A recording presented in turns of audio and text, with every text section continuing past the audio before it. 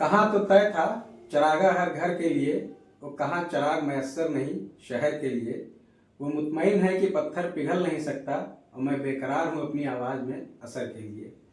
कुछ ऐसी है बहुत ही दमदार और असरदार आवाज़ के मालिक, जिनका इंट्रोडक्शन वीडियो के शुरुआत में आप लोगों ने देखा होगा।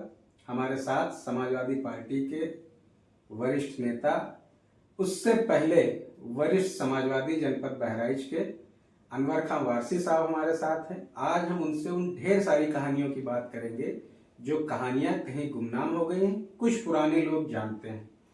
ऐसी कहानियां जो करतनिया के जंगलों में भी हुई और बाढ़ प्रभावित क्षेत्रों में भी हुई और शहर की तंग गलियों में भी वो कहानियां हुई। तमाम ऐसी कहानियां हैं, राजनीतिक कहानियां, सामाजिक कहानियां, भावुक कर देने वाली कहानियां, हंसी दिलाने वाली कहानियां, गुदगुदाने वाली कहानियां, तमाम कहानियां हम सुनेंगे अनवर खां वारसी साहब से। वारसी साहब, बहुत बहुत स्वागत है। आपका भी बहुत बहुत स्वागत, धन्यवाद। तराईनामा के इस एपिसोड में हम लोग इंटरव्यू नहीं करते, हम लोग बातचीत करते हैं, कहानियां सुनते हैं। आपके बारे में जब हम लोग रिसर्च कर रहे थे तो ये रिसर्च के दौरान हमें पता चला कि आपकी शुरुआत एक समाज सेवी के तौर पे हुई। आपने समाज सेवा से शुरुआत की। मशाल ज्योति नाम की एक संस्था संचालित करते थे या चलाते थे।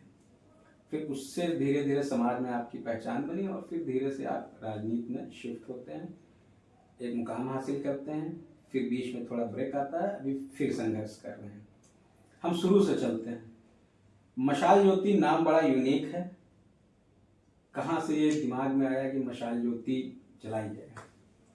क्योंकि आपने शुरुआत एक शेर से की है जी, तो मैं वहीं से शुरू कर रहा हूँ। जी। अंधेरा ढक ले सूरज को, इसमें सूरज की खता क्या है? सैद लगी हो दीवारों में, इसमें ताले की खता क्या है? जी। मशाल ज्योति अपने आप में एक नाम नहीं, वो भी एक आंदोलन था। ये 2000 तक, 98 से 2000 तक और 2000 से 2006 तक समाजवादी चिंतक बड़े भाई आदरणीय डॉक्टर राधेश्याम वर्मा जी, जो हमारे राजनीति गुरु भी है, जब मैं छात्र था तो मैं उनके पास बैठने जाया करता था सामने।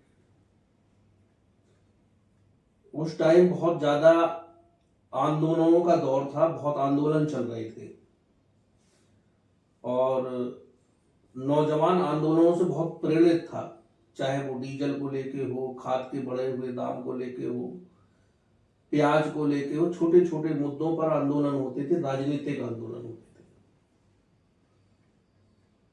मुझे याद है कि उसी समय देश के प्रधानमंत्री आदरणीय अटल बिहारी वाजपेयी जी ने पोखरण में एक परीक्षण किया था, परमाणु परीक्षण किया था 99 एपीजे अब्दुल कलाम साहब ने। तो अमेरिका ने प्रतिबंध लगा दिया था भारत पर, बहुत से आर्थिक प्रतिबंध लगाए थे। उसी से प्रेरित होकर हम लोगों ने, उस समय मैं कक्षा 8 का स्टूडेंट था, तो ये समझ में आया कि जब भारत कोई चीज हासिल कर रहा है तो ये लोगों को अच्छा नहीं लगा, तो क्यों ना इनका विरोध किया जाए और अपना जो देश को ये हासिल हुआ है इसका समर्थन भी किया जाए। तो एक मशाल जुलूस, अब मशाल उस टाइम मिलती नहीं थी, तो हम लोग 4-5 हमारा साथी है, मेराज है, एक लड़की उस टाइम हुआ करती थी, एक लड़की का महिला थी मीना चतुर्वेदी, हीरानंद चतुर्वेदी और बहुत से साथी। तो हम लोग पान की दुकान पे गए, वहां से खाली तंबाकू के डिब्बे 10-12 दुकानों पर मांगे तो 25-30 खाली तंबाकू के डिब्बे मिल गए और उसमें लकड़ी लगा के मसाल बनाई, मिट्टी का तेल डाल के और कुछ चीजें रख के, कपड़ा वपड़ा लगा के और उसको बना के छावनी चौराहे पर मशाल जुलूस लोगों ने निकाला। तो वो था पहला मशाल जुलूस।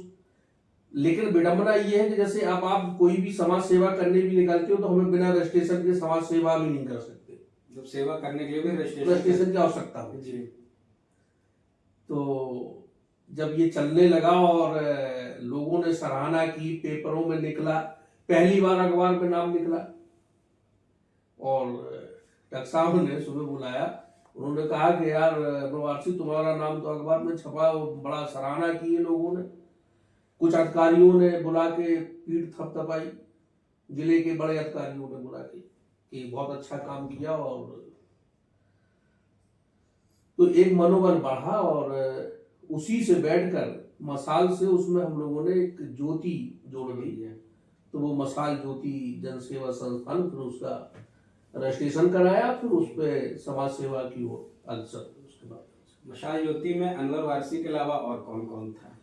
हमारे उसके था नहीं है, हमारे हाँ। संरक्षक हैं डॉक्टर राधेश्याम वर्मा जी, मैं हूँ, मेरा साहब है, हीरानंद चतुर्वेदी जी हैं, मीना चतुर्वेदी जी हैं, इकबाल साहब हैं, और 2 लोग इस दुनिया में नहीं रह गए, एक पवन यादव जी हैं जो नोएडा से, 2 साहब कानपुर से लोग हैं, एक मध्य प्रदेश से हैं, मध्य प्रदेश में रहने वाले चौधरी साहब हैं, बाई कास्ट जाट हैं, राकेश चौधरी जी,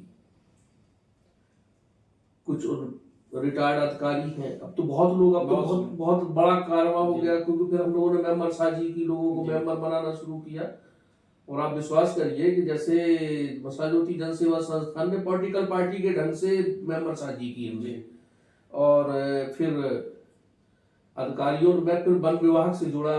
उस समय क्या, उससे समय से लेके आज तक तोतों की तस्करी, पक्षियों की तस्करी चरम पर थी, उसको रोकने के लिए अभियान चलाया, जंगली मुर्गा शिकार। और उसी समय यहाँ पर रतन टाटा के माध्यम से यूनिसेफ की डायरेक्टर रह चुकी मोहतरमा साहिबा हुसैन, स्वर्गीय साहिबा हुसैन जी, बेटी फाउंडेशन के नाम से एक संस्था है, वो काम कर रही थी इसी जिले में ट्रैफिकिंग पर, बॉर्डर देह व्यापार, ह्यूमन ट्रैफिकिंग, खासकर महिलाओं को जी। तो उनका एक 5 दिवसीय कार्यक्रम अवध क्लार्क लखनऊ में था, तो उस पर उन्होंने इसको कैसे रोका जाए, इस पे हम क्या कर सकते हैं, तो जन सहभागिता क्या हो सकती है, उन्होंने मुझे, मेरी संस्था को आमंत्रित किया। 5 दिन तक समय समय पर बताने का, सीखने का भी अवसर मिला, और उसके मुख्य अतिथि उस समय के उत्तर प्रदेश के मुख्यमंत्री आदरणीय राजनाथ सिंह जी थे, उन्होंने कार्यक्रम का समापन किया था। मशाल ज्योति, अभी जो मैं देख रहा था आपके ऊपर जब रिसर्च हमारी टीम कर रही थी, तो उसमें दिखाया गया कि 90s में जब करतनिया और रिसिया क्षेत्र में भेड़िया का बड़ा आतंक था, जैसे आजकल भेड़िया बहुत चल रहा है जी, तो उसमें देखा गया कि मशाल ज्योति वन विभाग के साथ मिलकर भेड़ियों को पकड़ने में और भेड़ियों को मारने में सहायता करती है। बिल्कुल। आज के दौर में, अभी पिछले साल महासी में और अभी कुछ दिन पहले कैसरगंज में अभी भी चल रहा है, भेड़िया और नरभक्षी का आतंक चल रहा है। तो उस समय के जो वन विभाग के अधिकारी थे, वो मशाल ज्योति ऐसी संस्थाओं से संपर्क करके सहायता लेते थे। क्या आज वन के अधिकारियों ने या वन विभाग ने या प्रशासन ने मशाल ज्योति या और किसी संस्था से सहायता मांगी कि इस भेड़िए को पकड़ने में या नरभक्षी को पकड़ने में हमारी मदद करिए? देखिए, तब के अधिकारियों में आपके अधिकारियों में बहुत फर्क है जी। अब का अधिकारी भय में है जी। पहले अधिकारियों में भय सरकार का कम था, काम वाले लोगों को लोग तरजीह देते थे। जब बहराइच और श्रावस्ती में जब भेड़िया का आतंक शुरू हुआ, तो यहाँ पर डीएफओ हुआ करते थे मिस्टर ए.पी. सिन्हा साहब। हमारी संस्था को उन्होंने क्यों बुलाया? क्योंकि हमारे साथ में बहुत से पूर्व शिकारी, जो कभी परमिट हुआ करता होगा, इससे पहले बुजुर्ग लोग जो पहले कभी शिकारों में लगे रहे। शिकार तो एक स्किल होता है, एक आर्ट होती है, वो कोई भी हो सकता है। हाँ, और उनको पग मार्क्स लगाने की जानकारी, उनको जानवर की नेचर की जानकारी की, कौन सा जानवर कैसे किलिंग करता है, ऐसी टीम। क्योंकि हमने जब शुरुआत की, मैंने आपको शुरू में ही बताया कि हमने वन्य जीव पर काम शुरू किया, पर्यावरण पे काम शुरू किया, पेड़ों को कटने से बचाने का चिपको जैसे आंदोलन मैंने बहराइच में चलाया कि पेड़ों में हमारे एनजीओ के लोग जहाँ अवैध कटान हो रही है तो हम लोग जाते थे पेड़ में ऐसे चिपक जाते थे 10-20 लोग जहाँ कटान होती थी, तो कई बार ठेकेदारों से संघर्ष हुआ, लकड़ी के ठेकेदारों से संघर्ष हुआ, धमकियां मिलती रही, डराने का काम किया, लेकिन संस्थान में बहुत लोग थे, कभी कोई डरा नहीं।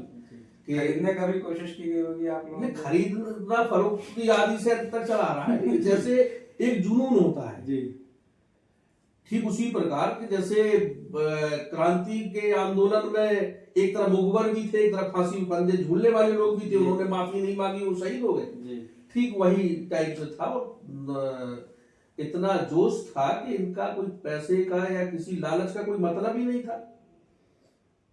तो एक जगह मुझे याद है, एक जगह आम के पेड़ कट रहे थे, गांव के आदमी ने आके बताया कि भैया बहुत से पेड़ है कटे जा रहे हैं, आम इमली नहीं रह जाएगी, तो बच्चे झूला काय पे झूलेंगे। बाग तब खलियान लगते थे, अब तो खेत थ्रेसर खेत में चल जाता, पहले खलियान लगते थे, लोग खलियान लगाते थे बाग में, बढ़िया खलियान लगे, लोग बैठते थे, सब चीजें थी। तो पेड़ खत्म हो जाए तो पेड़ ज्यादा जरूरी था, तो वहां हम लोग गए 15-20 लोग, और 4-5 पेड़ों को हम लोगों ने जब कवर किया, तो वो ठेकेदार अपनी गाड़ी से पहुंचा और उसने कहा कि कुछ नहीं, इन्हीं लोगों के ऊपर आरा चढ़ा दो। वो दबंग बाबू साहब थे, तो कुछ लोग थोड़ा सा अंदर से डर गए। हमने कहा अच्छा ठीक है, कितने लोगों पे आप आरा चला दोगे? ठीक है आप आरा चलाओ। तो उसने कहा परमिशन लेके आए। तो परमिशन पढ़े लिखे लोगों के लिए होता है, ये परमिशन में कहाँ लिखा है कि आपको इसी पेड़ को काटने का परमिशन है? तो उसने कहा कि नहीं है, भाई ठीक है, तो इसको उच्च अधिकारी आके तय करेंगे कि ये परमिशन इसी पेड़ का है। तो थोड़ा सा विवाद हुआ वहां पे, और मामला डीएफओ के स्तर तक आया, तो उन्होंने उस परमिशन को देखा, पर ये सही है परमिशन था, लेकिन उच्च अधिकारियों की जानकारी में उनको डार्क में रख के किया गया था कि ये इनकी फलदायी क्षमता खत्म हो गई, ये फलते नहीं है, बुढ़े हो गए, बेकार हो गए, काटनी हो। मिस्टर एपी सिन्हा साहब ने, जिन्होंने नीचे से रिपोर्ट लगाई थी, बंदरोगा थे, उनको तत्काल प्रभाव से सस्पेंड किया और उस बाग को रोकने का काम किया। फिर आंदोलन काफी आगे बढ़ता रहा और उनके साथ हम लोग मिलकर इस क्षेत्र में काफी, उसी टाइम जब भेड़िया प्रभावित बहराइच हुआ, तो हमारे संस्थान को उन्होंने पत्र लिखकर आमंत्रित किया, और उसका उन्मूलन करने का भी श्रेय मसाल ज्योति जनसेवा संस्थान को जाता है, जो आतंकी भेड़िया था, निजात मिली थी। वो बहराइच ही नहीं, श्रावस्ती, यहाँ तो लगभग। अच्छा, उस समय ये बहराइच श्रावस्ती दोनों मतलब एक ही जिला थे? नहीं, श्रावस्ती बन चुका था, लेकिन नया था, वो एडिशनल चार्ज पर थे, वहाँ पे नया जिला था। और वहाँ 48 के आसपास कैजुअलिटियां हुई थी, और यहाँ पे 62 कैजुअलिटी हुई थी बहराइच में, जो बच्चों को निशाना बनाया था उसमें।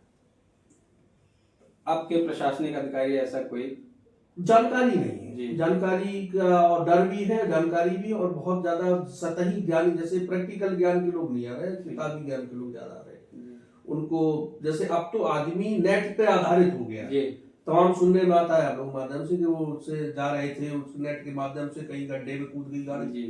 तो अब तो जो ज्ञान है वो फोन पर, नेट पर आधारित है। पहले सतही ज्ञान वाले लोग थे, अभी भी हमारे पास ऐसे लोग हैं जो पगमार्स लगा लेते हैं, वो जानवर के पास पहुंच जाएंगे, वो बता देंगे कि ये जानवर का इसका नेचर कहाँ है, कहाँ से निकल रहा है, क्या कर रहा है। क्योंकि मारना नहीं, जो संरक्षित किसी की चीज को संरक्षित करता है उसको ज्यादा ज्ञान होता है, उसका नेचर जानता है, कहाँ निकलता है, क्या निकलता है। लेकिन अब तो अधिकारी नेट से ही सब सर्च कर रहा है। अभी इतना बड़ा अभियान चला, भैंसी में इतनी घटनाएं हुई, कैसरगंज के इलाके में इतनी घटनाएं हुई, इतने बच्चों को बनाया, तो बहुत ज्यादा कहाँ कामयाब हो पाए। जनता से सहयोग नहीं लेना चाह रहे हैं। हाँ, ऐसे कह लें कि बहुत ज्यादा, जैसे उसमें कोई जनता के सहयोग, जनता को आप जागरूक करिए भाई। जैसे भेड़िया हमारा शेड्यूल वन का प्राणी है, और भेड़िया भी बस्तियों के किनारे रहता है, हम अब बस्तियों में रहते हैं। अधिकारियों को ये सोचना चाहिए कि भेड़िए उग्र क्यों हो रहे, ये समस्या बहराइच के नदी के किनारे के क्षेत्र में ही क्यों हो रही, बड़ा सवाल ये है। पहले इस पे अध्ययन करना चाहिए कि ऐसा वहीं क्यों हो रहा है। जंगल के किनारे आपने कभी घटना सुनी? रुपैडिया किनारे कभी घटना सुनी?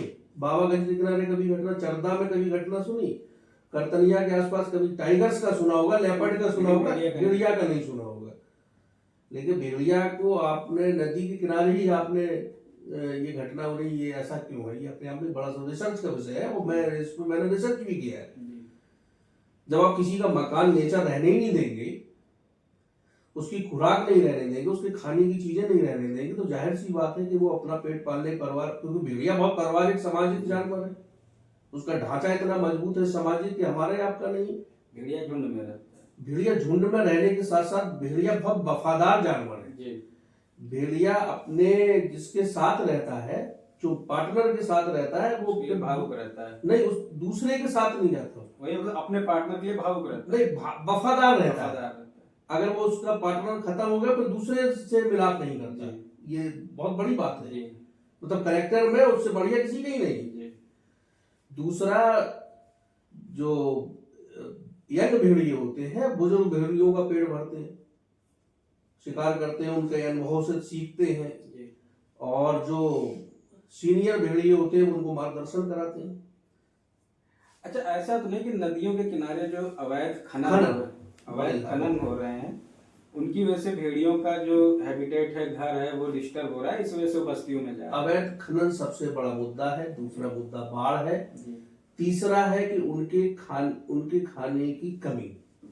जो अवैध शिकारी, लोकल के अवैध शिकारी कह लो, या घुमंतू जात के लोग कह लो, या बाढ़ की वजह से कह लो, जैसे खरगोश वगैरह जो चीजें हैं इनको ये खाते हैं, उनकी कमी का होना ही शामिल है।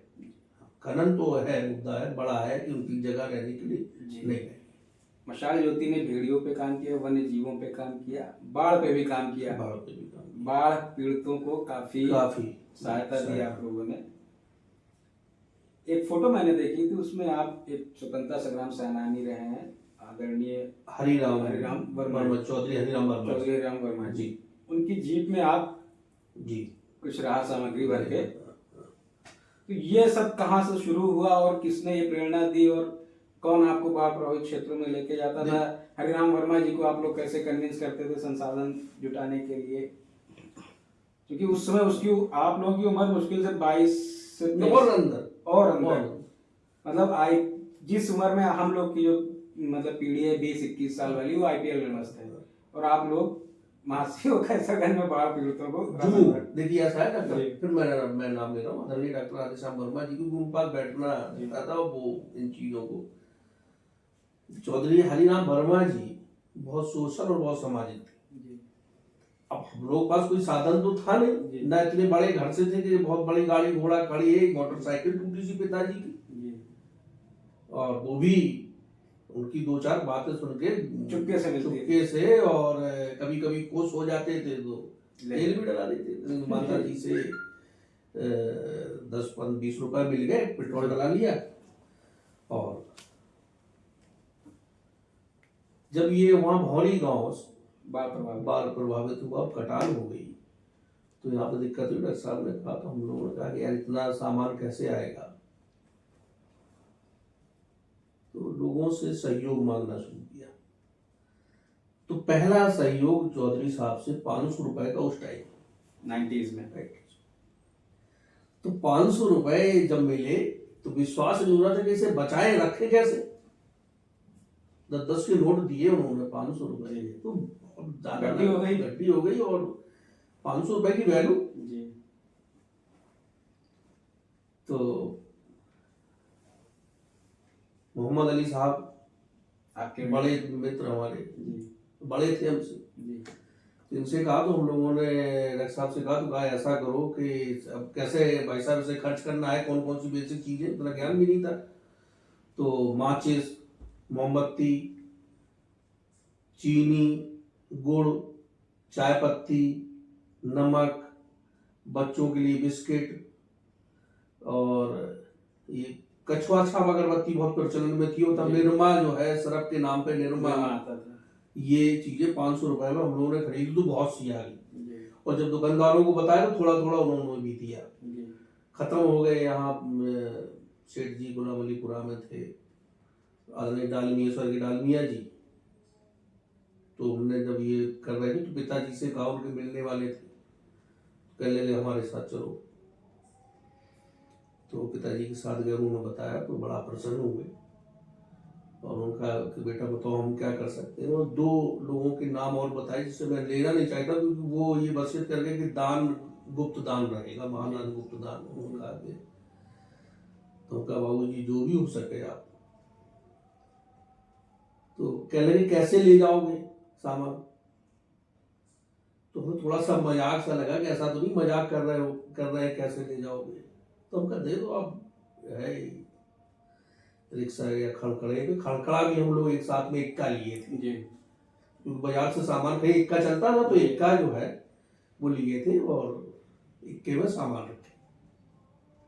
तो अब कहा बाबू जी वो कह रहे तुम यार बाबू जी मत कहो, बहुत मस्त है कि आपके पिताजी हमारे मित्र हैं और तुम्हारे अब मैं ताऊ। तो चलिए अंकल जी चलिए कैसे ले जाओगे। हम कहा वो ताला लाए। अरे कहले उसमें कैसे आएगा, दूसरी गाड़ी लाओ। थोड़ी देर विश्वास नहीं हुआ जी। तो कहा कि नहीं आप थोड़ी बड़ी गाड़ी मंगा दो।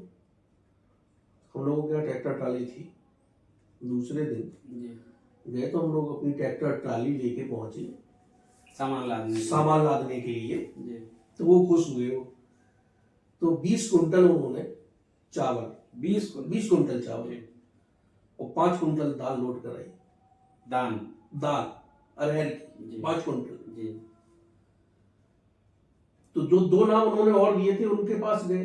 उन लोगों के पास तब फोन थे बेसिक, हम लोग तो फोन का कोई मतलब ही नहीं। फोन कर दिया, हम लोग पहुंचे ट्रैक्टर लेके।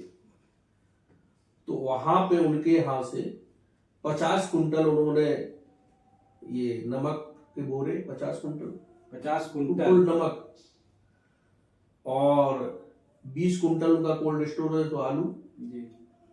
और तमाम चीजें ये मंगाई। अब वो ट्राली पूरी फुल होती चली जा रही है। वो एक साहब और बचे तो उनके यहाँ पहुंच गए हम लोग, वहां से ये और हाथ सामग्री मिली।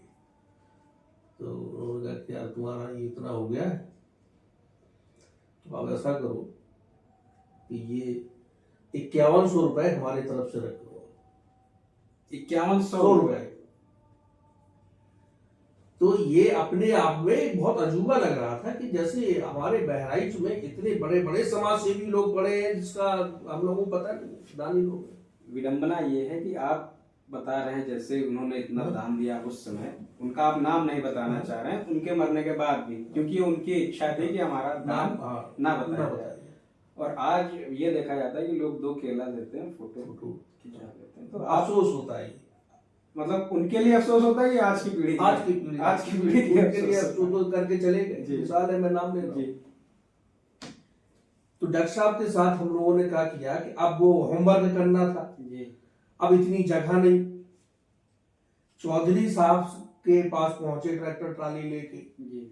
उनसे कहा कि बाबूजी ये कर लेंगे यार, ये तो उनका ट्रैक्टर की एजेंसी हुआ करती थी उनके पास में, स्वराज ट्रैक्टर की एजेंसी थी मेरे पास। पीछे उनका एक मैदान था, अंदर जहाँ गाड़ियां खड़ी होती थी। हम लोगों ने सामान उतारा और उसी पैसे में से बोरे खरीदे और एक परिवार के लिए बड़े बड़े पैकेट बनाए, सब गाड़ी पे लोड कराया और लेके वहां डॉक्टर साहब के नेतृत्व में चौधरी साहब को भी ले गए। उनसे का निवेदन किया, वो गए। वो तो काफी बुजुर्ग जीप में बैठा ले गए उनको, उन्हीं की जीप है, हम लोग बैठा ले गए। बोले नहीं बाबूजी आपके मार्गदर्शन में चले गए। और वहां हम लोगों ने लोगों को जो भी आर्थिक जो मदद थी वो उसमें से, और राहत सामग्री बहुत सी महिलाएं बेचारी रोने लगी। काफी समय बाद बच्चों को बिस्किट जैसी चीजें और टॉफी और ये सारी चीजें खाने, टॉफी चलती नहीं थी, वो रमचूस के पैकेट, कंफर्ट एक पैकेट एक परिवार में, और सर्फ के पैकेट, माचिस के पैकेट, मोमबत्ती, ये वो, और केरोसिन भी, मिट्टी तेल भी ले गए हम लोग ड्रम में। ये सारा वहां पे वितरण किया गया। वहां लोगों का स्नेह देखकर, लोगों का एक तो दानकर्ताओं का स्नेह, और जिन पात्रों के पास पहुंचा परेशान लोगों के पास, उनका आशीर्वाद और स्नेह देख के मनोबल और बढ़ा। तो काम करने की प्रेरणा मिलती रही कि आगे इस काम को करना चाहिए। फिर मसाल ज्योति अनवर खां वारसी बढ़ते रहे समाज सेवा में। फिर अचानक एक दिन सुनने में आता है, हम लोग उस समय छोटे छोटे थे, कि युवजन सभा के जिलाध्यक्ष अनवर खवार से फिर समाज सेवा से सीधे राजनीति में आप शिफ्ट हो गए, समाजवादी पार्टी के पदाधिकारी बने। ये शिफ्ट कहाँ हुआ कि कैसे? समाज सेवा और राजनीति दोनों मिलता जुलता अंग है जी। उसी टाइम क्योंकि डॉक्टर वकार साहब स्वर्गीय बहराइच की विधानसभा, बहराइच के अध्यक्ष, वो विधायक हुआ करते थे। एक रोड था जी। मैडम जिला पंचायत अध्यक्ष थी, वो आप सही कह, ये सन 96 के आसपास।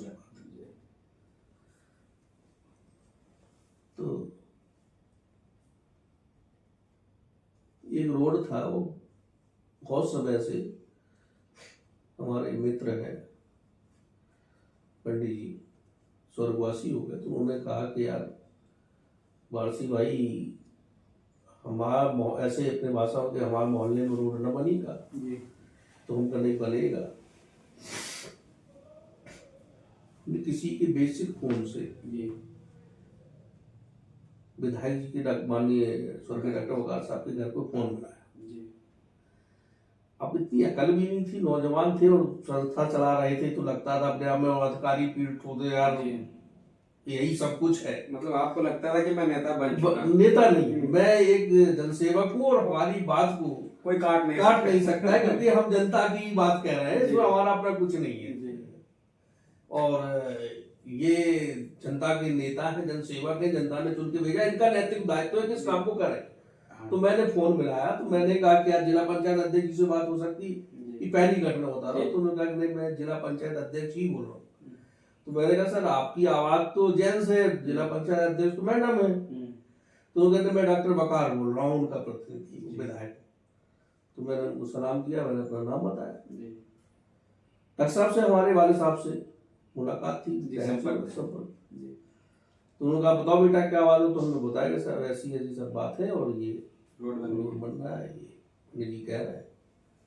तो उन्होंने कहा ठीक है, आप ऐसा करो, या तो आप लिखित दे दो या चचा के पास आके नोट करा देना। चचा बैठते थे वहाँ, इंशाल्लाह खान साहब, ठीक सर कै बजे पहुंच जाए? तो उनका कभी भी आके, तो मुझसे पूछा कि आप क्या कर, तो मैं पढ़ रहा हूँ क्लास में। ठीक है, कभी आके मिलना वालिद साहब के साथ। अखबारों के माध्यम से उनको कहीं पता भी चलता रहता होगा कि मसाल चल रही है, ये किया, वो किया, ये धरना, ये जुलूस, ये फलाना, ये धमाका। उसी टाइम समाज कल्याण विभाग में भ्रष्टाचार हो गया था शादी के पैसे को लेकर, बहुत बड़ा गमन हुआ। तो शादी के पैसे सिर्फ मुस्लिम परिवार को मिलता था या गरीब दलितों को भी मिलता था, और भारी भ्रष्टाचार था वो किसी प्रकार से उजागर हुआ। तो उस पे हम लोग लखनऊ बैठ गए थे धरने पे, जीपीओ पे जाकर, मसाल ज्योति के बैनर लेके डॉक्टर राधेश्याम वर्मा जी के नेतृत्व में। तो 2 दिन तक बैठे रहे, कोई पूछने नहीं आया वहां क्यों बैठे हो। 7 लोग अखबार बिछाए जीपीओ पे, गांधी जी की प्रतिमा के नीचे हम लोग लेटे रहे, कोई भी पूछने नहीं आया कि भैया कैसे हो, काहे बैठे हो, बैनर लगा। दूसरे दिन शाम को एलआईयू वाले लोग पहुंचे, उन्होंने पूछा, तो हम लोगों ने अपनी बात कहा कि ज्ञापन का इतने टाइम ज्ञापन नहीं दिया जाएगा, तीसरे दिन देखा जाएगा। और विधानसभा चल रही थी, तो सुबह की टाइम फिर आए, वो प्रेस वाले आए, वो ये सब चला। खैर उस पर जांच हुई और जिस मुद्दे को लेकर गए थे उस पर कार्रवाई हुई। जो लिप्त समाज कल्याण अधिकारी था उसको नौकरी छोड़ना पड़ी, बाद में वो दूसरे विभाग में चले गए। मतलब आपका आंदोलन सफल रहा। तो इससे वो डॉक्टर साहब प्रभावित थे, विधायक जी स्वर्गीय डॉक्टर वकार साहब जी। तो मैं पत्र लेकर अपने संस्था के पैड पर पहुंचा, लेकिन विडंबना ये थी, इससे पहले मैंने आपसे कहा कि बिना रजिस्ट्रेशन कराए आप इस देश में सेवा नहीं कर सकते। संस्था का नाम तो था, रजिस्ट्रेशन नंबर नहीं था। तो मैंने उनको माननीय विधायक जी को दिया, तो उन्होंने पढ़ा, तो उन्होंने कहा यार संस्था तो तुम्हारी है, तो तुमने रजिस्ट्रेशन नहीं करा रखा इसका। तो बस आप संस्था के समाज सेवा करने में कौन सा रजिस्ट्रेशन, जहां मिल जाए वहां समाज सेवा करिए। चले, तो उन्होंने बताया कि नहीं, बिना रजिस्ट्रेशन के आपके अपूर्ण है, ये इसका कोई भी आप काम करेंगे, आप एनजीओ है, आप समाज सेवा करने निकले हैं, तो आप इसका पहले रजिस्ट्रेशन कराइए। तब पहली बार मुझे पता चला कि इसका रजिस्ट्रेशन भी होता है। तो ठीक है माननीय विधायक जी, अब आपने बताया तो मैं करवाएंगे इसका। खैर उन्होंने उसको लिया और वो काम करा भी दिया। फिर डॉक्टर साहब से हमने आगे कहा, फिर हम लोग फैजाबाद गए, रजिस्ट्रेशन ऐसे नहीं करा रजिस्ट्रेशन जी। अब रजिस्ट्रेशन कराने में 600-700 रुपए का खर्च, वो कहाँ से है? अब वो कहाँ से चला है जी? भाई रजिस्ट्रेशन फ्री में तो हो नहीं रहा, फीस पर फीस, कागज बनते हैं। अब एक बार गए, किराया विराया व्यवस्था करके, उन लोगों ने एस्टीमेट बता दिया, पूछा पाछा, कुछ कागज बनवा लाए, कुछ रह गए। फिर यहाँ लगे कि कैसे रजिस्ट्रेशन कराना है, व्यवस्था बनाई। खैर सहयोग मिला, डॉक्टर भाई साहब से सहयोग मिला, डॉक्टर राधेश्याम वर्मा जी ने किया। तो उसी टाइम मुझे चौधरी साहब की याद आ गई, वर्मा जी की। अब गए उनके पास में, उनका बाबू जी ये दिक्कत आ रही। अरे कह लेंगे ठीक है यार, उसमें क्या दिक्कत है, लो 500 रुपए उन्होंने फिर दिया। इधर डॉक्टर साहब से मिल गए थे कुछ, पिताजी से 100-150 रुपए ले लिए, रजिस्ट्रेशन करा लाए। अब जब रजिस्ट्रेशन करा लाए तो और चौड़े हो गए, मनोबल बढ़ गए, तो रजिस्टर्ड हो गए, वो समाज सेवा करने, रजिस्टर्ड समाज सेवी हो गए। तो और लोग कारवा बढ़ता चला गया। फिर उसी बीच में डॉक्टर साहब से 1-2 मुलाकातें हुई तमाम जगह पे, क्योंकि डॉक्टर साहब का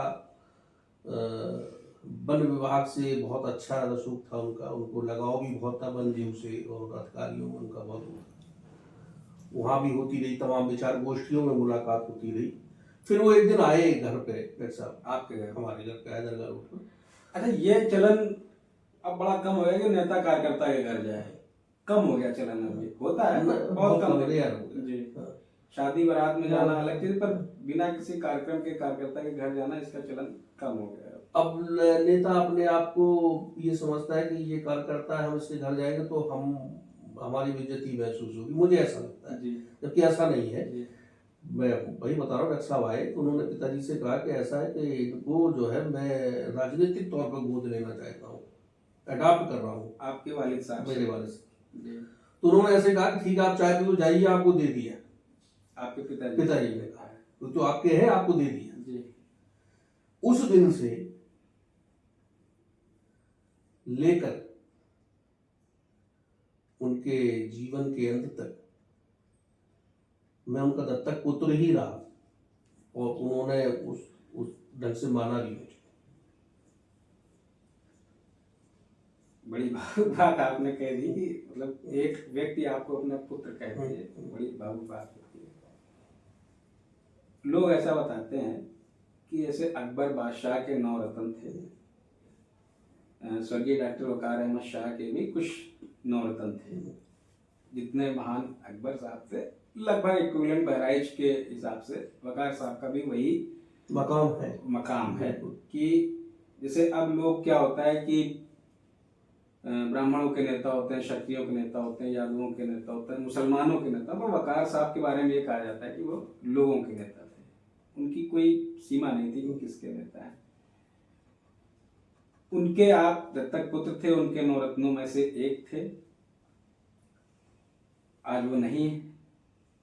उनके असली उत्तराधिकारी पूर्व मंत्री यासिर शाह साहब, आप उनके 9 रत्नों में से एक हैं या नहीं है?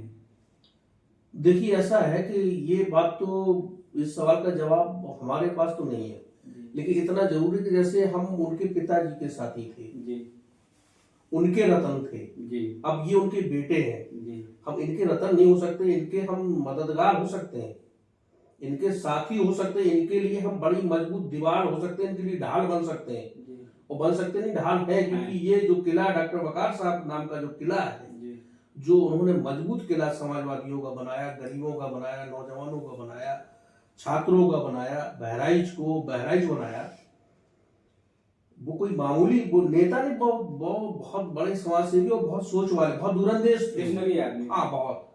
उनको अपने पराई की पहचान, उनको छोटे बड़े की पहचान, किसको क्या दर्जा देना, उनको यहाँ तक पता था कि सुबह पूछ लेते कि दाढ़ी क्यों नहीं बनी, बाल में कंघी क्यों नहीं है, कपड़े गंदे क्यों हैं। कार्यकर्ताओं से इतना लगा। हाँ, इतना लगाव था उनको, हर कार्यकर्ता से पूछो। उनको पता था कि उनके पिताजी बीमार थे, भर्ती है, घर आ गए कि नहीं आ गए। हम लोगों से कहते थे कैसा है कि यहाँ मत घूमो और अब हमारे पास आ गए और जब उठिए जाइए आप सुबह अस्पताल जाया करिए। हम लोग 5-7 नौजवान लोग तो अस्पताल पहुंच गए। खून की किसी की जरूरत पड़ी, कभी जांच करा दे, हम लोगों ने कई बार दान किया उनके कहने पे। किसी कमी पड़ रही हम लोग लेटा देते थे कि निकालो उनमें से, पूछते नहीं थे वो उनको प्रैक्टिकल थे, वो इस बात को कहते थे। तो अब डॉक्टर साहब देखिए, डॉक्टर साहब के 9 रत्न होना, उनका दत्तक पुत्र होना हमारी जो भी क्लेम है उन पर थी। और हमने जो भी सीखा, जो आपके सामने आज हम बोल रहे हैं, ये जो आवाज है ये उन्हीं की देन है। इस आवाज पर कर दे जो भी क्लेम है उनका है। अब उनके बेटे, जाहिर सी बात है कि आदमी मूल से ज्यादा सूद प्यारा होता है जी। तो मुझे जितना स्नेह डॉक्टर वकार साहब से था उतना उनके बेटे से भी, स्नेह में कोई कमी नहीं। हाँ, पर इतना है कि जो सम्मान डॉक्टर साहब देते थे, लेते थे, या जो सम्मान मकाम उनका था, अब ये मकाम इनको हासिल करना इनकी जिम्मेदारी है कि अपने पुराने साथियों को, पिताजी के साथियों को किस जगह, अब 9 रत्नों को रतन बनाए रखना बड़ी जिम्मेदारी है, वो इनको निभाना है। डॉक्टर वकार अहमद शाह के बारे में कहा जाता था, उनके विरोधी भी ये कहते हैं, अभी हाल ही में कांग्रेस के नेता थे, उन्होंने बताया कि सरकार किसी की भी हो, बहराइच में सिक्का डॉक्टर वकार अहमद शाह का चलता। आप उनके करीबी रहे, क्या ऐसा क्यों था? और वाकई ऐसा था? अगर था तो क्यों था? देखिए उनकी सरलता। आप पहले थोड़ा नॉर्मल हो जाइए। हम देखिए डॉक्टर साहब क्योंकि हमारे नेता थे जी, आप नॉर्मल हो जाइए। नेता ही नहीं, हमारे वो पिता थे, राजनीतिक पिता थे। और क्योंकि सिक्के की बात, सिक्का ऐसे नहीं चलता है, कोई भी सिक्का ऐसे नहीं चलता है। उसको चलाने के लिए आपका बलिदान होता है, आपका त्याग होता है, आपका परिश्रम होता है, आपकी ईमानदारी होती है कि आप कितने लॉयल हैं अपने कार्यकर्ताओं के प्रति, जनता के प्रति, कितनी जवाबदेही है आप किसी चीज। उनको तो आप जैसे रात में बेडरूम में अपने लेटे हैं, कोई मुसीबत आ गई, कोई वो आ गया, हम लोग पहुंचे और वो जान गए कि आ गए हैं, तो वो तुरंत बाहर निकल आए, मना नहीं किया। बीमार है, पहुंच गए, कार्यकर्ता की बात, जनता की बात लेके पहुंच गए, तो तुरंत सुना उन्होंने। आप इतनी आसानी से बता रहे हो कि हम अपने नेता के पास गए, तो सिर्फ अब ये देखने आए कि आप नेता के घर जाते हैं तो पहले गेट पे एक आदमी मिलता है, तो बोलता भैया नहीं है, या नेताजी नहीं है, विधायक जी नहीं है। वकार साहब में ये सिस्टम था कभी कि नेताजी नहीं है, विधायक जी नहीं है? आप जैसे मैं ये आपको कहूँ कि आप पढ़े लिखे बुद्धिजीवी हैं तो ये कोई बात नहीं हुई। पहले दरवाजों पे लिखा होता था कि आपका स्वागत है अपना, गाँव में घरों पर लिखा रहता आपका स्वागत है, वेलकम का वो मना रहता, स्वास्थ्य का निशान भी बना। अब जितना बड़ा आदमी होगा, जितना बड़ा आदमी होगा, चाहे वो नेता हो या दर हो, बड़ा आदमी मतलब रुआब से और पैसे से नेता भी हो सकता है और बिजनेसमैन भी हो सकता है, गांव का दबाव भी हो सकता है। अब उसके दरवाजे पे लिखा रहता है कुत्तों से सावधान। अब विडंबना है, तो अब इसके लिए हम आप क्या कर सकते हैं? अब वो दरवाजे पे लिखा है कुत्तों से सावधान, तो पहले ही आदमी सहम गया घर गया कि पता नहीं कौन सा कुत्ता कूड़ा हो, कौन सा बंधा हो, तो वो दूर से ही लगा रहा है, पूछ रहा है भैया बंधा है कि नहीं बंधा है। ठीक उसी प्रकार कि अब आपका इंटरव्यू पहले कोई करेगा, आप पहुंचे, फिर कहां से आए, क्या खाया, किससे मिलना है, क्यों मिलना है, हमें बता दो।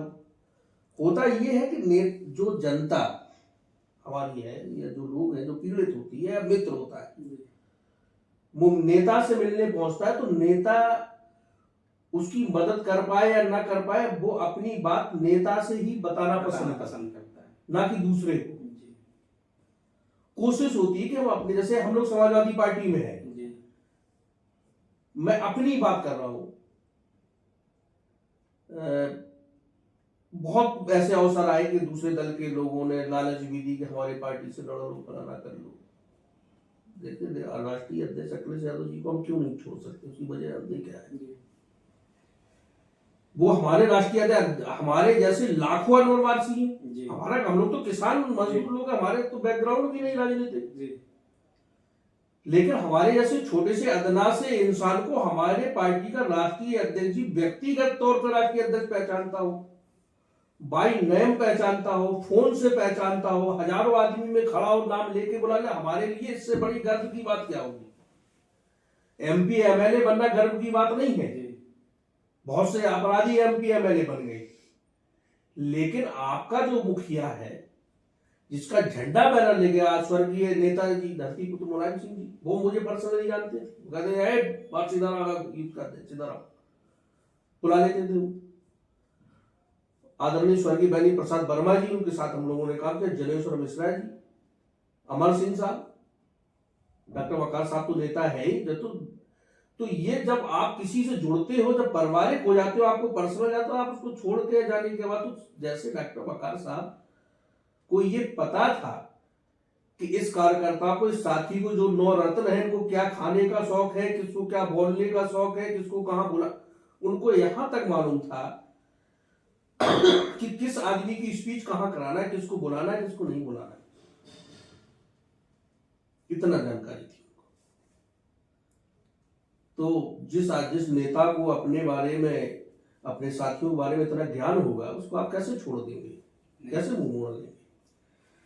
समाजवादी विधानसभा के आप जिलाध्यक्ष थे, आपकी कार्यकारिणी के एक पूर्व पदाधिकारी हैं रामकरण मौर्य जी, उन्होंने एक बार मतलब मुझसे मिले, तो उन्होंने एक बार वो बताने लगे कि 2014 की बात है, वकार साहब बीमार थे और उनका परिवार उनकी तीमारदारी में अस्पताल में था। बहराइच विधानसभा से वो विधायक थे वकार साहब उस समय। तो किसी आदमी का कोई काम हुआ, तो यहाँ पे जब लोगों ने नहीं सुना, अधिकारियों ने नहीं सुना, तो मौर्य जी आपके पास उस व्यक्ति को लाए और आपने सीधे मुख्यमंत्री, राष्ट्रीय अध्यक्ष अखिलेश यादव जी को नहीं, सीधे मुख्यमंत्री अखिलेश यादव जी को फोन किया। उन्होंने फोन उठाते ही बोला कि हाँ वारसी बोलो, क्या बात। मतलब इतनी नजदीकी आपकी थी मुख्यमंत्री के तौर पे अखिलेश यादव जी से भी, आज भी है। क्या कहानी है कि ये मतलब वो रामकरण मौर्य जी कहानी बता रहे थे या सच घटना है ये? देखिए ऐसा है कि जैसे आदरणीय अखिलेश यादव जी बहुत ही याददाश्त के तेज है, नेताजी को भी बहुत याद रहता है और राष्ट्रीय अध्यक्ष जी को भी बहुत याद रहता है। जब पहली बार रथ निकाला उन्होंने, तो मैं उनके साथ रहा, अखिलेश यादव उस समय वो राष्ट्रीय युवा प्रभारी थे, यूथ के। अच्छा, सारे फ्रंटल के प्रभारी थे। ये 2001-2 के आसपास में, तो मैं उनके साथ रहा। और जब भी वो मीटिंग में वहां आते थे, मिलना, बात करना, समझना, कार्यशैली को समझना। मुझे याद है एक बार काकोरी से साइकिल यात्रा लखनऊ निकालना थी, सही पार्क से, वहां से काकोरी स्टेशन से मैं फोन किया राष्ट्रीय अध्यक्ष जी ने,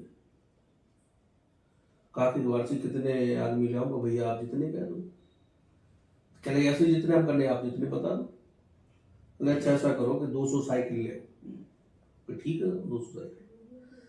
मैंने डॉक्टर साहब से बताया, ठीक है, डॉक्टर साहब वकार साहब हमारे लिए, तो ठीक है तैयारी करो। तो हमने कहा भैया ऐसा है कि रात में पहुंच जाएंगे, ठीक है।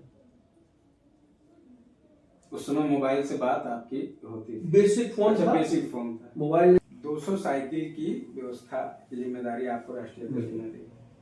ट्रक पे साइकिल लोड की, बहराइच से। पहले साइकिलें किराए पे मिलने का प्रचलन भी था जी, हम लोगों ने चलाया किराए पे, घंटे के हिसाब से। 200 साइकिल इकट्ठा की, यहाँ स्टेशन पे मिलती थी साइकिल किराए पे, बहुत इधर दरगाह में मिलती थी, खैर इकट्ठा की। और बसीरगंज से काफी हमारे यूथ के यादव साथी लोग थे, उन्हें लिया, दरगाह के लड़कों को लिया और 210 लोगों को लिया। साइकिल 200, 210 लोग रात में पहुंच गए वहां कार्यालय में, और पूरा बस ट्रक खड़े हो गए। तो राष्ट्रीय अध्यक्ष जी को पता चला तो वो पहुंचे, कहले यार बातचीत कितने, हमको भैया कहले यार सही में 200, हम कहा 210।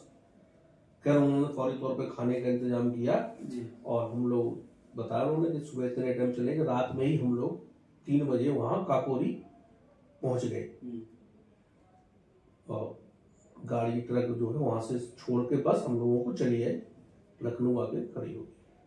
फिर हम लोग वहां से चला के निकले।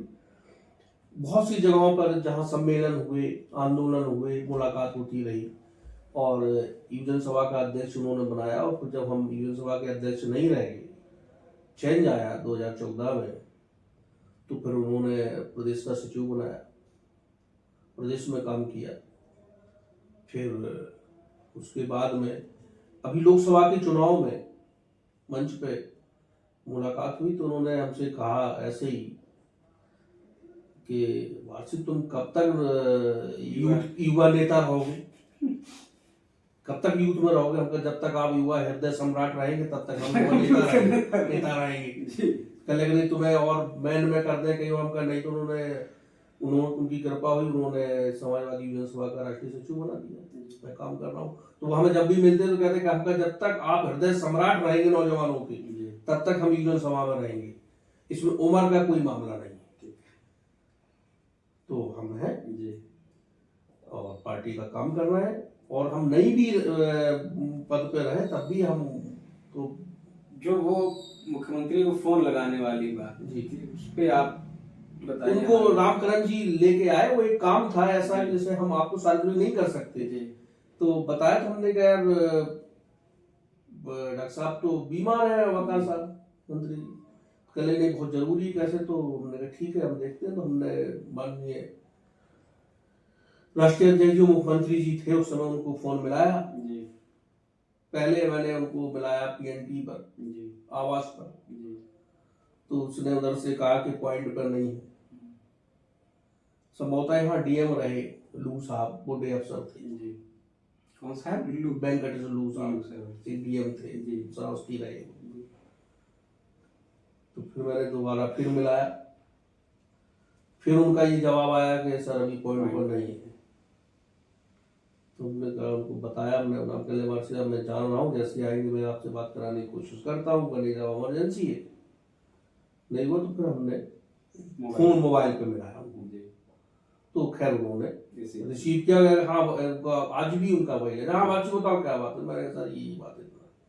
ऐसा ठीक है रखो फोन, अभी मैं करा दे रहा हूँ। वो काम उन्होंने फौरी तौर पे कराया। एक बार बतौर मुख्यमंत्री आदरणीय अखिलेश यादव जी आजम खान साहब के आवास पर थे, मिलने गए थे उनसे। हाजी कलारे खान साहब नानपारा वाले, इनका एक काम था, जरूरी काम था कुछ। तो ये आए, उन्होंने कहा तो चलना नहीं, चलो लखनऊ गए हम लोग। तो वहां से पता चला क्योंकि डॉक्टर साहब का आवास और मुख्यमंत्री आवास मिला हुआ था, तो हम लोग वहाँ टहलते, सुबह सलाम हो जाता था। पता चला वहां, तो हम गए वहां, तो वहां पुलिस वाले जो सिक्योरिटी वाले वहां 100 मीटर घर के पास जाने नहीं दे रहे थे। 5 कालीदास वहां उनके आजम खान साहब का जो आवास वहां नहीं जाने दे रहे थे। 100 मीटर दूर से ही लोगों को हटा रहे थे। तो रोड के पटरी के किनारे हम अखबार बिछा के, जो हमने शुरू सफर किया था पेपर बिछा के मसाल ज्योति वाला, वैसा ही अखबार लेके हम रोड के किनारे बिछा के बैठ गए पेड़ के नीचे। खैर वो उनका काफिला निकला मुख्यमंत्री जी का, आज कलारे साहब है अभी जीवित। तो जब निकले वो, तो 20 कदम गाड़ी आगे बढ़ी होगी, रोड पे ही गाड़ी रुकी। तो सिक्योरिटी वाले सब उतर गए वहां, प्रेस रेस को किसी को नहीं उन्होंने कुछ किया, और उतरे। तो हम भी ये झटके में नहीं जान पाए क्यों गाड़ी रुकी। खड़े तो हम खड़े हो गए। तो उन्होंने क्या यार बात से यहाँ रोड पे क्यों बैठे हो? मुख्यमंत्री ये कहानी नहीं बता रहा हूँ, आप कभी उनका इंटरव्यू करिएगा जाके, है अभी जिंदा है। तो हमका साहब आपसे भैया मिलने आए थे, आप पता चला यहाँ, तो हमका यहाँ बैठे। अरे कर लेगा जी आदमी कैसे आ गया, आओ तो हमने बताया आज ही कलारे खान साहब इनका एक काम करने को गाड़ी बैठो, तुमको एक गाड़ी बैठा है, हमें अपने साथ बैठा लिया बतौर मुख्यमंत्री। हमारे जैसे अदना से छोटे से कार्यकर्ता के लिए मुख्यमंत्री की गाड़ी रोड पर रुक जाए, इससे बड़ा मंत्री विधायक होता है क्या? ये अपने आप में किसी विधायकी या संसदीय से कोई मतलब नहीं, कोई मतलब नहीं। गाड़ी में बैठ के मैं वहां आवाज मुख्यमंत्री आवास पहुंचा, मैंने रास्ते में बताया, उन्होंने वहां जो सम्मान होता है अतिथि का किया। कलारे खान साहब जैसे मैं अभी डॉक्टर साहब के नाम पे भावुक हो गया, तो उससे ज्यादा भावुक हो गया, वो दाढ़ मार के रोने लगे वो। तो उन्होंने हमसे मुख्यमंत्री ने पूछा कि क्या हुआ, ये क्यों इतना दमका साहब, ये श्री कृष्ण और सुदामा का मिलाप देखकर भावुक हो गए। तो खैर हंसने लगे, कहने लगे ठीक है बताओ, हमने उनको लिखित काम दिया। तो उन्होंने कहा कि जाइए आली साहब, आप घाघरा अपना क्रॉस नहीं करेंगे, कुछ जनहित के भी काम थे, आपको ये काम हो जाएगा, आप विश्वास करिए। आप घाघरा छोड़िए, हम लोग बाराबंकी नहीं पहुंचे, जिले के आला अधिकारियों के फोन आना शुरू हो गया, वो काम हो गया। मतलब घाघरा पहुंचने तक तो जिसके जो राहत कार्य और जो दूसरे कार्य थे वो हो ही गए थे, बाराबंकी पहुंचते पहुंचते अधिकारियों के फोन आ गए कि ये आपका काम, कोई हमारा निजी काम नहीं था, जनहित का कोई काम, जनहित का एक बड़ा काम था। ये है अखिलेश यादव जी। एक पर्सनल सवाल आपसे, मान लीजिए अखिलेश यादव जी राजनीति अचानक छोड़ देते हैं, मान लीजिए एक सेकंड के लिए, सिर्फ गणित में हम लोग को बताया जाता था कि माना कि एक्स की वैल्यू ये है, तब भी आप अखिलेश यादव जी के साथ रहेंगे? हम तो एक, आपने LIC में एक स्लोगन है जीवन के, जिंदगी के साथ भी जिंदगी के बाद भी, तो जिंदगी के साथ तो हम हैं ही, जिंदगी के बाद अब आप पूछोगे कैसे रहोगे, हमारी नस्लें रहेंगी उनके साथ, हमारी जो नस्लें, हमारी जो औलादें हैं, ये मैं उनको अगर विरासत कुछ करके जाऊंगा तो यह कहूंगा कि इस परिवार को छोड़ना नहीं। परिवार से याद आया, समाजवादी पार्टी के आप एक वफादार सिपाही हैं, किसी सबूत की जरूरत नहीं। समाजवादी पार्टी के बारे में कहा जाता है या आरोप लगता है कि समाजवादी पार्टी एक परिवारवादी पार्टी है। आपने खुद बताया कि हम अपना परिवार या अपने नस्लें समर्पित कर देंगे, तो ये कहाँ तक जस्टिफाइड? बिल्कुल सही है, एकदम परिवारवादी पार्टी है, क्यों ना, बिल्कुल है। क्या लोकतंत्र में परिवारवाद की जगह है? वो राजनीति में जगह लेने या सत्ता में पहुंचने या MP MLA बनने की परिवारवादी परिभाषा करते, गलत करते हैं लोग। हम तो गरीब के परिवार के साथ में हैं, उसके लिए हमारा तो पूरा परिवार जो है समाजवाद है।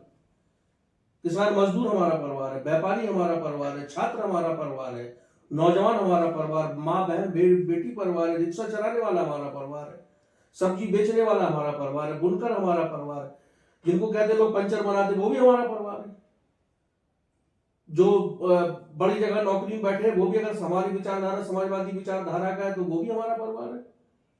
और अगर ये परिवारवाद है तो हमें इसे स्वीकार करना है, बिल्कुल है। अगर किसी नौजवान की लड़ाई लड़ना है, बेरोजगारों की लड़ाई लड़ना है, छात्रों की लड़ाई लड़ना है, किसानों की लड़ाई लड़ना है, दवा पढ़ाई के लिए लड़ाई लड़ना है, और अगर इसे लोग परिवारवाद कहते हैं तो स्वीकार है। समाजवादी पार्टी में कहा जाता है कि अगर आपको मतलब विधायक का बेटा ही विधायक, उसको टिकट मिलेगा, सांसद के बेटे को, ऐसा समाजवादी पार्टी के बारे में, ये हम इस वाले परिवारवाद की बात कर रहे हैं। अब देखो ऐसा है, डॉक्टर वकार साहब के यहाँ तो कोई विधायक नहीं था। हाँ, क्या कोई विधायक नहीं था ना, उनको टिकट मिला था ना। शब्बीर भाई के यहाँ कोई विधायक था? कोई नहीं था। आदरणीय दिलीप वर्मा जी के यहाँ कोई MLA था? कोई नहीं। हाँ, रामतेज जी के यहाँ कोई MLA था क्या परिवार में? था क्या? तो जैसे बहुत सुधार रहा, सबको टिकट दिया नेताजी ने। होता ये है, अभी बहुत सी पार्टियां हैं जिनमें भाजपा में ले लो या उधर, कहा क्यों नाम लेने की कोशिश क्या करें ना, क्यों नाम बताएं, लेकिन क्या कहते हैं कि सियासत की विरासत हमसे ज्यादा अन्य दलों ने ट्रांसफर की है। अभी बिहार के चुनाव को लेकर आ रहा था, परिवारवाद की लिस्ट आ रही थी, 282 या 83 परिवार के लोगों में टिकट है भारतीय जनता पार्टी की लिस्ट में। समाजवादी का तो कोई अता पता नहीं।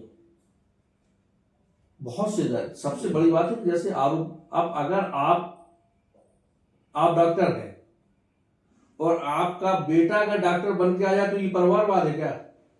ये तो सेवा का परिवारवाद है।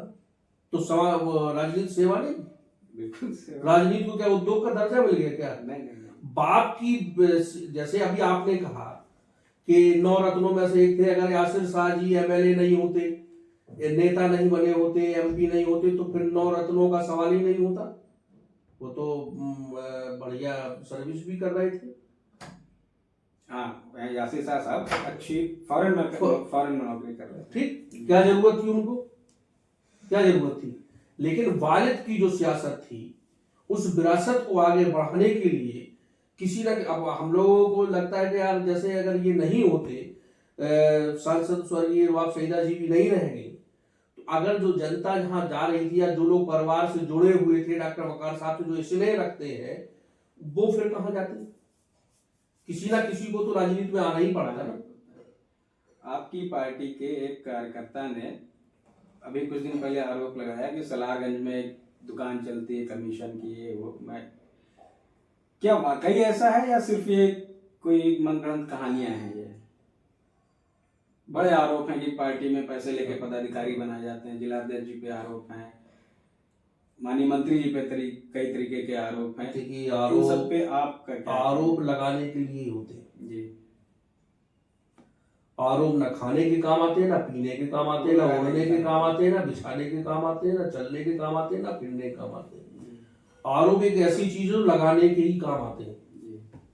हाँ, अगर कहीं कुछ बात है या कहीं कोई बात थी, परिवार में कहीं कोई बात हो गई, अगर कोई बेटा कुछ गलती कर रहा है, जहाँ 5 पुत्र है, 4 पुत्र है, और जहाँ समाजवादी बड़ा इतना बड़ा कारोबार, अगर कोई गड़बड़ कर रहा है तो आप वहां उसको डांटिए। अगर आप सक्षम नहीं है तो आप ऊपर गार्जियन से बताइए, वो भी नहीं सुना तो उससे और ऊपर बताइए। लेकिन वो हम उन समाजवादी लोगों से, उन समाजवादी साथियों से पूछना चाहते हैं कि परिवार की बात को सड़क पे कैसे कर रहे हैं? सड़क पे तो विपक्ष करता है, आपका विरोधी करेगा आपकी बात को। अगर हमारे परिवार में कहीं कोई गलतियां हो रही है, कुछ है, अगर है, आपने देखा है जो हम लोग नहीं देख पा रहे, आपने देख लिया। बहुत सी चीजें होती है हम नहीं देख पाते, वो देख लेते, दूसरे लोग देख लेते। हमारा देखने का नजरिया कुछ और होता है। हम उसी महिला में अपनी माँ देखते हैं, कुछ लोग हमारी उसी महिला को भाभी भी कहते हैं, कुछ लोग उसे चाची भी कहते हैं, कुछ लोग काकी भी कहते हैं, कुछ मौसी भी कहते हैं, कुछ आजी भी कहते हैं। ये आप जान सकते हैं, आपने देख लिया। तो आप इस बात को पार्टी फोरम में कहिए, अंदर कहिए ना, पार्टी के साथ बैठ के कहिए। सड़क पे कैसे बोल रहे हो आप? पार्टी कैसे बदनाम कर रहे हो? सार्वजनिक मंचों पे बोल रहे हो आप, तो आप किसके वफादार हो? आप पार्टी की बदनामी कर रहे हो ना। आप फिर सिद्ध भी नहीं कर पा रहे हो। या तो सिद्ध कर दीजिए, या फिर पार्टी को बदनाम मत करिए। आप राष्ट्रीय अध्यक्ष जी के पास, उनसे बड़ा तो कोई नहीं है, आप उनके पास ये बात को ले जाते, आप अपने और साथियों को बुलाते, आप रखते पर पार्टी फोरम पे, ना कि आप सार्वजनिक तौर पे मीडिया में बैठ के कोई बात कहेंगे, पार्टी को बदनाम करेंगे, पार्टी के नेताओं के बारे में कहेंगे। जिला अध्यक्ष पार्टी का, राष्ट्रीय अध्यक्ष जी का, समाजवादी पार्टी के पार्टी का अध्यक्ष का प्रतिनिधि होता है, कैप्टन होता है जिले का। वो वही काम करता है, वही बात करेगा जो पार्टी से ऊपर से आता है। उनसे कोई बात हो सकती है, आपको कोई बात बुरी लग सकती है, आप पार्टी की मीटिंग होती है, वहां से बैठक होती है, प्रदेश में मीटिंगें होती है, कार्यकर्ताओं को बुलाया जाता है, आप अपनी बात वहां रखिए ना, कहिए ना, आप बिल्कुल सुनी जाएगी। हम तो यहां तक कर चुके हैं कि अब एक बार मीटिंग चल रही थी और किसी से असंतुष्ट थे और दरवाजे बंद थे, हमने दरवाजा तोड़ दिया।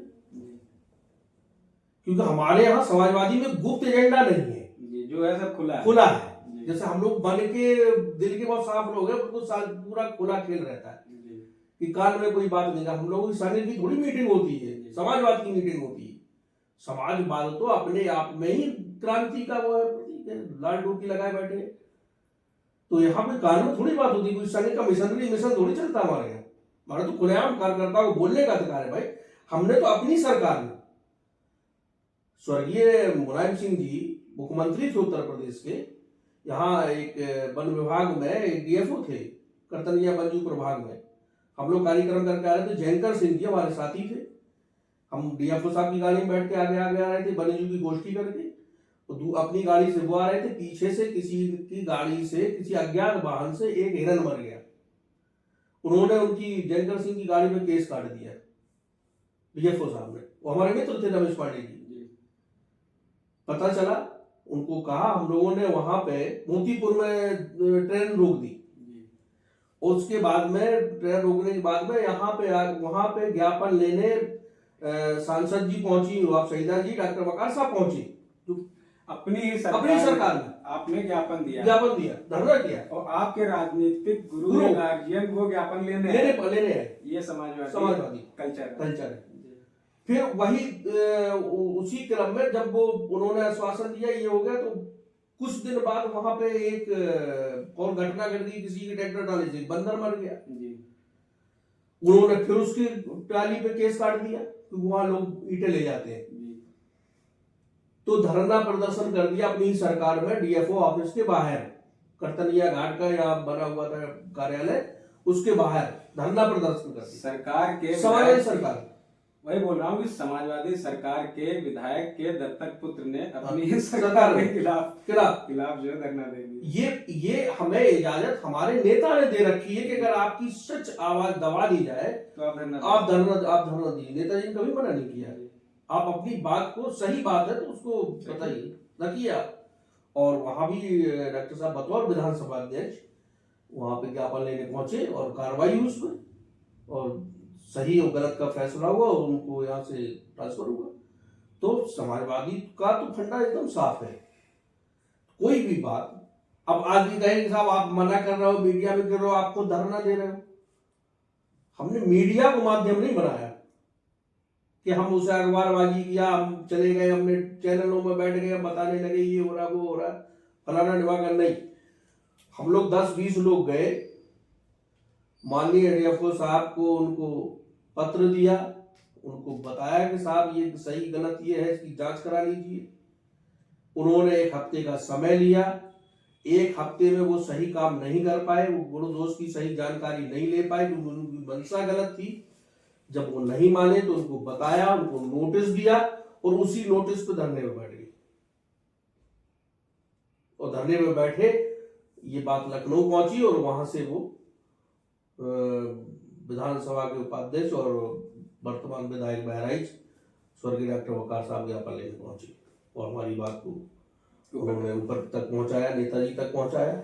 नेताजी ने कार्रवाई की, और हम ज्ञापन दाताओं में से 11 लोगों को बुलाकर, ये भी सुन लीजिए, 11 लोगों को बुलाया और हम लोगों की बात भी सुनी, कार्रवाई करने का आश्वासन दिया, और 5 घंटे के अंदर कार्रवाई करके असर भी दिखाया, और पत्र भी लिखा नेताजी ने। नेताजी में खासियत थी, हम लोग चिट्ठी लिख देते थे उनको, नेताजी को कोई भी पत्र ऐसा है, या तो आज को तो ट्वीट करते होंगे, हम ट्वीट तो नहीं करते, पत्र लिखते तो नेताजी जवाब भेजते थे। ट्वीट इसलिए नहीं करते, तमाम बताते हैं कि सब कैप्चर हो जाते हैं, हैक हो जाते हैं, पता नहीं क्या हो जा रहा, पता नहीं कहाँ चला जाए, तो इन चीजों से थोड़ा दूर ही रहते हैं। तो पत्र आज भी लिखते हैं, पत्र पार्टी में लिख देते हैं, राष्ट्रीय अध्यक्ष जी को भी लिखना होता है, तो पत्र ही, तो पत्र से।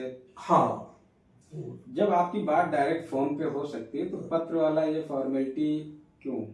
उसकी वजह है, फोन ने हमें आपको बातचीत में तो बहुत नजदीक कर दिया जी, लेकिन दिलों से बहुत दूर कर दिया, कह सकते हैं। इसलिए कि पहले चिट्ठी आ जाती थी, हमें याद है हमारे मामा की, हम लोग घर पर डाकिया चिट्ठी लेने आता था, तो हम लोग बैठ के उसे 5-7 बार पढ़ते थे कि सबकी खैरियत पूछ ली, कोई छूटा तो नहीं कि फलाना कैसे है, वो कैसे है, वो स्कूल जा रहा है कि नहीं स्कूल जा रहा है।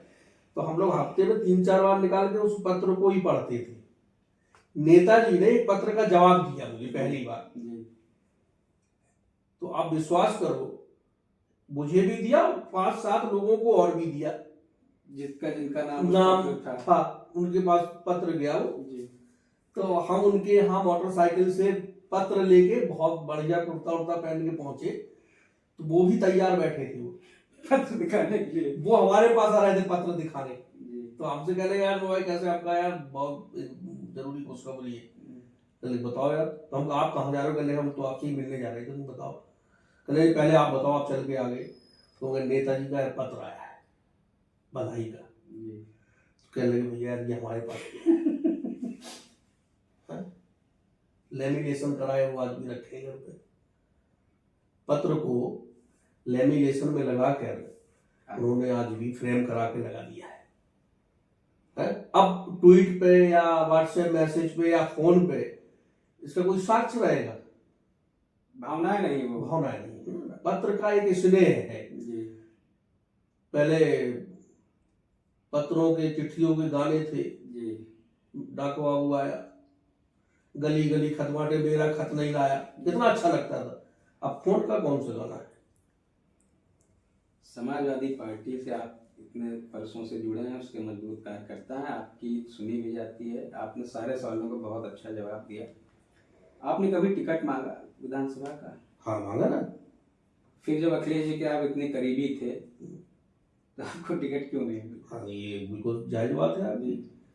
वैसे मान लीजिए आप हमारे चाचा हैं, अगर कोई चीज आपके बस में है, अगर मैं मांगू वो नहीं मिलेगा तो मैं नाराज हो जाऊंगा आपसे कि यार चाचा हमारे लिए कर सकते तो उन्होंने नहीं किया है। बिल्कुल बिल्कुल, ये आपकी बात बिल्कुल सही है। जी। मैंने टिकट मांगा था नानपारा से, जी तो मैं विधानसभा का अध्यक्ष था।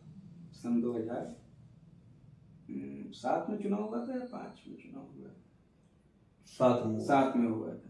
जो यासिर शाह जी को, अच्छा, नानपारा से 2007 में महाराज वो राष्ट्रीय अध्यक्ष जी ने वो प्रभारी थे, उन्होंने ही मंगवाया था, लगभग हो गया था। फिर वो नेताजी ने हमसे बुला के कुछ कहा, और हमारी आर्थिक स्थिति भी उतनी मजबूत नहीं थी। उनका सरकार बनेगी, हम तुम्हें एडजस्ट करेंगे, नौजवानों बहुत आगे जाओगे, और उनको लड़ाना ठीक नहीं था। डॉक्टर साहब खत्म हो गए तो वो टिकट डॉक्टर साहब ने ही मंगवाया भी था, पैसे वकार साहब ने ही नानपारा से। आप उसको ये सलाह दी कि हाँ, टिकट मांगिए, सलाह का जो खर्च पानी लगा, पैसा जो भी फॉर्मेलिटीज सारे उन्होंने करे, तो मुझे नहीं मालूम।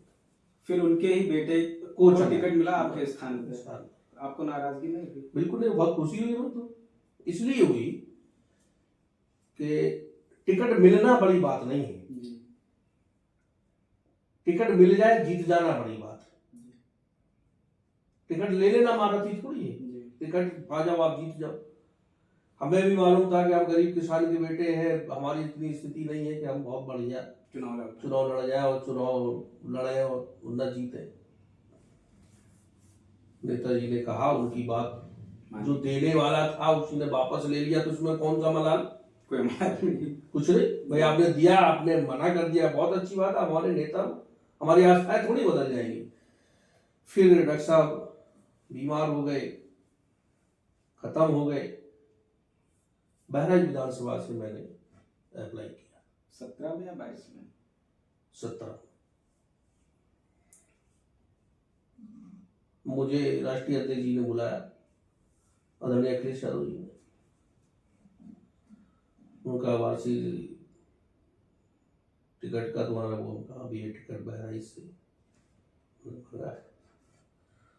ठीक है, अगर उस परिवार से कोई टिकट नहीं मांगता तो तुम तैयारी करो। फिर कह लगे तैयारी का करना, तुम तो रहते ही हो। नहीं, ठीक है भैया। मैडम आप सईदा जी ने अप्लाई किया, फिर मुझे बुलाया राष्ट्रीय अध्यक्ष जी ने, अभी उन्होंने बताया, तो हम कहा हमारे लिए हर्ष की बात है, डॉक्टर साहब नहीं रहेगा, बिल्कुल क्लेम मैडम का है, उनका बनता है। अगर डॉक्टर वकार अहमद शाह आपके पिता थे तो वो माता है।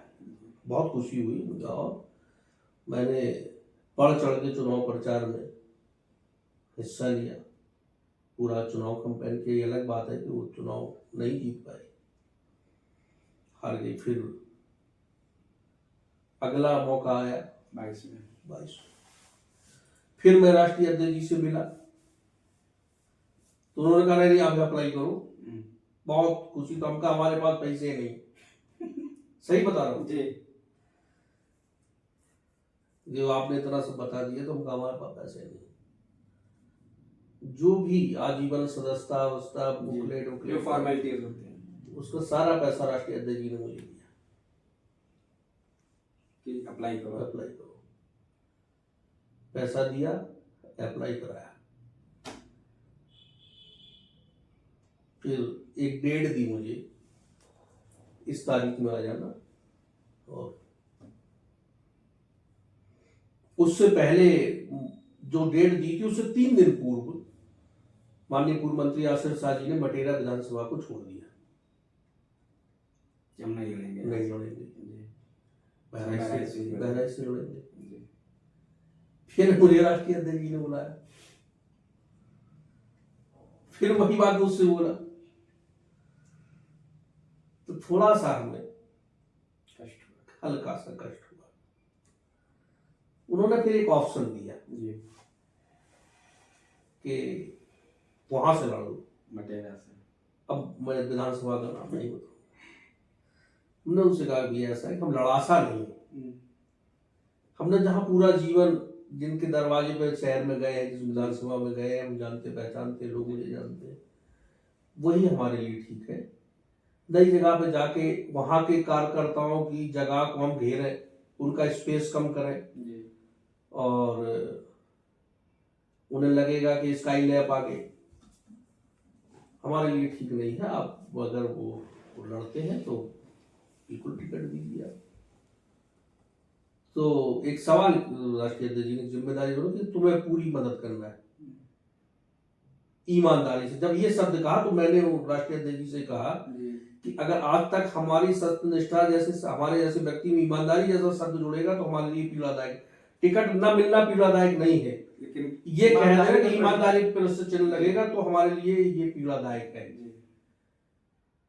माननीय आसिफ शाह जी को टिकट मिला, नॉमिनेशन हुआ, डॉक्टर अलवीरा शाह जो डॉक्टर साहब की बेटी है, 1470 मीटिंग नुक्कड़ सभाएं मिलाकर पूरे विधानसभा में हमने उनके साथ डॉक्टर राधेश्याम वर्मा जी, हम लोग जो पुराने रक्षा के लोग थे, हम लोगों ने मिलकर नवरत्न में तो हम लोगों ने मिलकर 1470 मीटिंग, मेरे पास एक स्थान नोट है कि कहाँ कहाँ हम लोगों ने नुक्कड़ सभाएं की।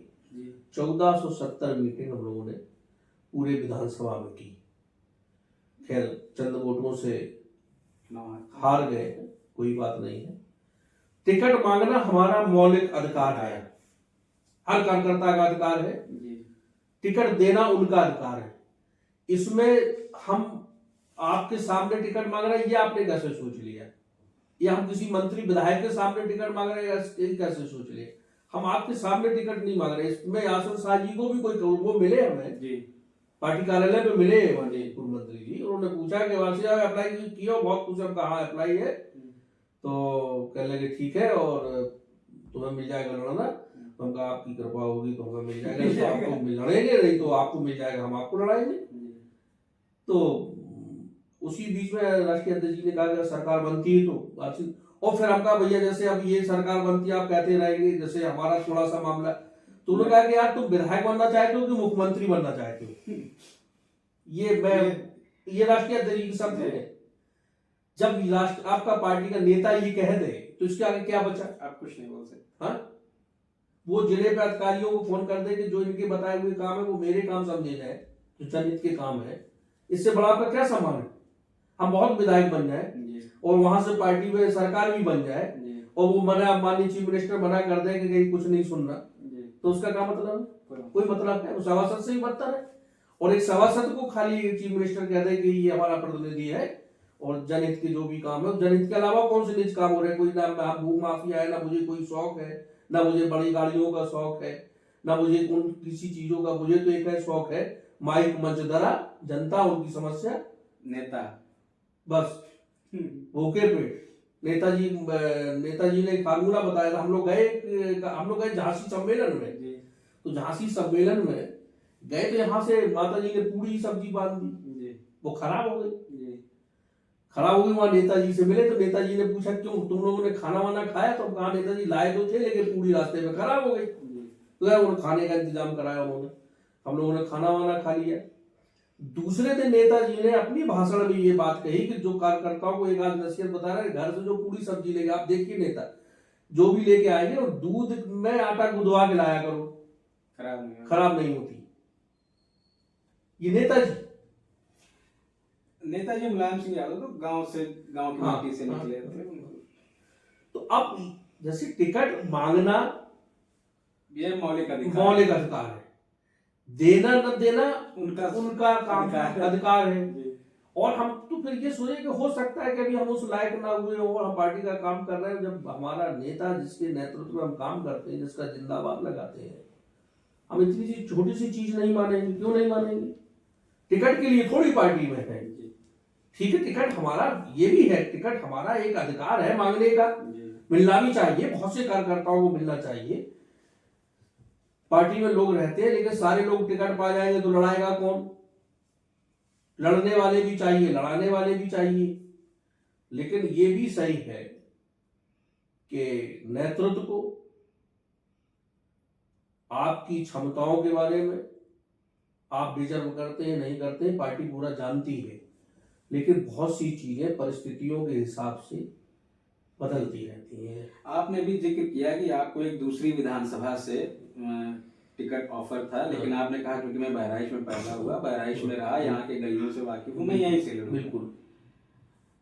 कई पार्टियों में, हर पार्टियों में लगभग ऐसा होता है कि लोग लड़ना जरूर चाहते हैं, नहीं अपनी विधानसभा से तो दूसरी विधानसभा से, लोग दूसरे जिले से तक आ जाते हैं लड़ने के लिए। तो वही तो हम कह रहे हैं, नहीं हम वही तो कह रहे हैं जी। इसके लिए पार्टी को देखिए, इसके लिए पार्टी को फैसला लेना होगा, पार्टी को तय करना होगा कि जो यहाँ पे बहराइच में जिंदाबाद कर रहा है, नानपारा में जिंदाबाद कर रहा है, बरहा में जिंदाबाद कर रहा है, कैसरगंज में, महसी में,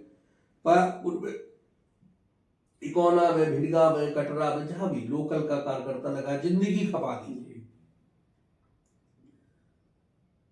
ऐसा क्या है कि आप अपने विधानसभा का आपका कार्यकर्ता इस योग्य नहीं हो पाया, लड़ने योग्य नहीं हो पाया कि आपको बाहर से बुलाना पड़े? ऐसा क्या है?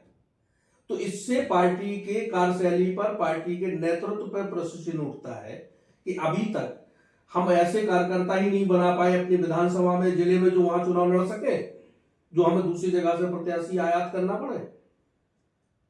होता यह है कि जैसे अभी आप नवरत्न की आपने शुरुआत की, तो नवरत्न यहां भी है, नवरत्न वहां भी है। अब कितने वफादार हैं पार्टी के प्रति, ठीक है, कितनी सही बात वहां पहुंचा रहे हैं। हर बात तो राष्ट्रीय अध्यक्ष जी को पता नहीं, फील्डिंग नहीं होती।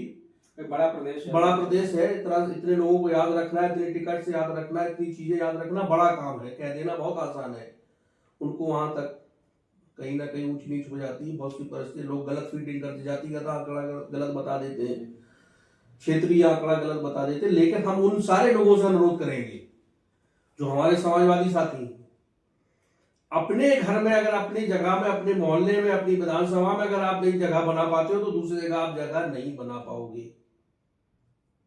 आप दूसरे कार्यकर्ताओं को उनकी जगह छीन, उनका स्पेस कम मत करिए।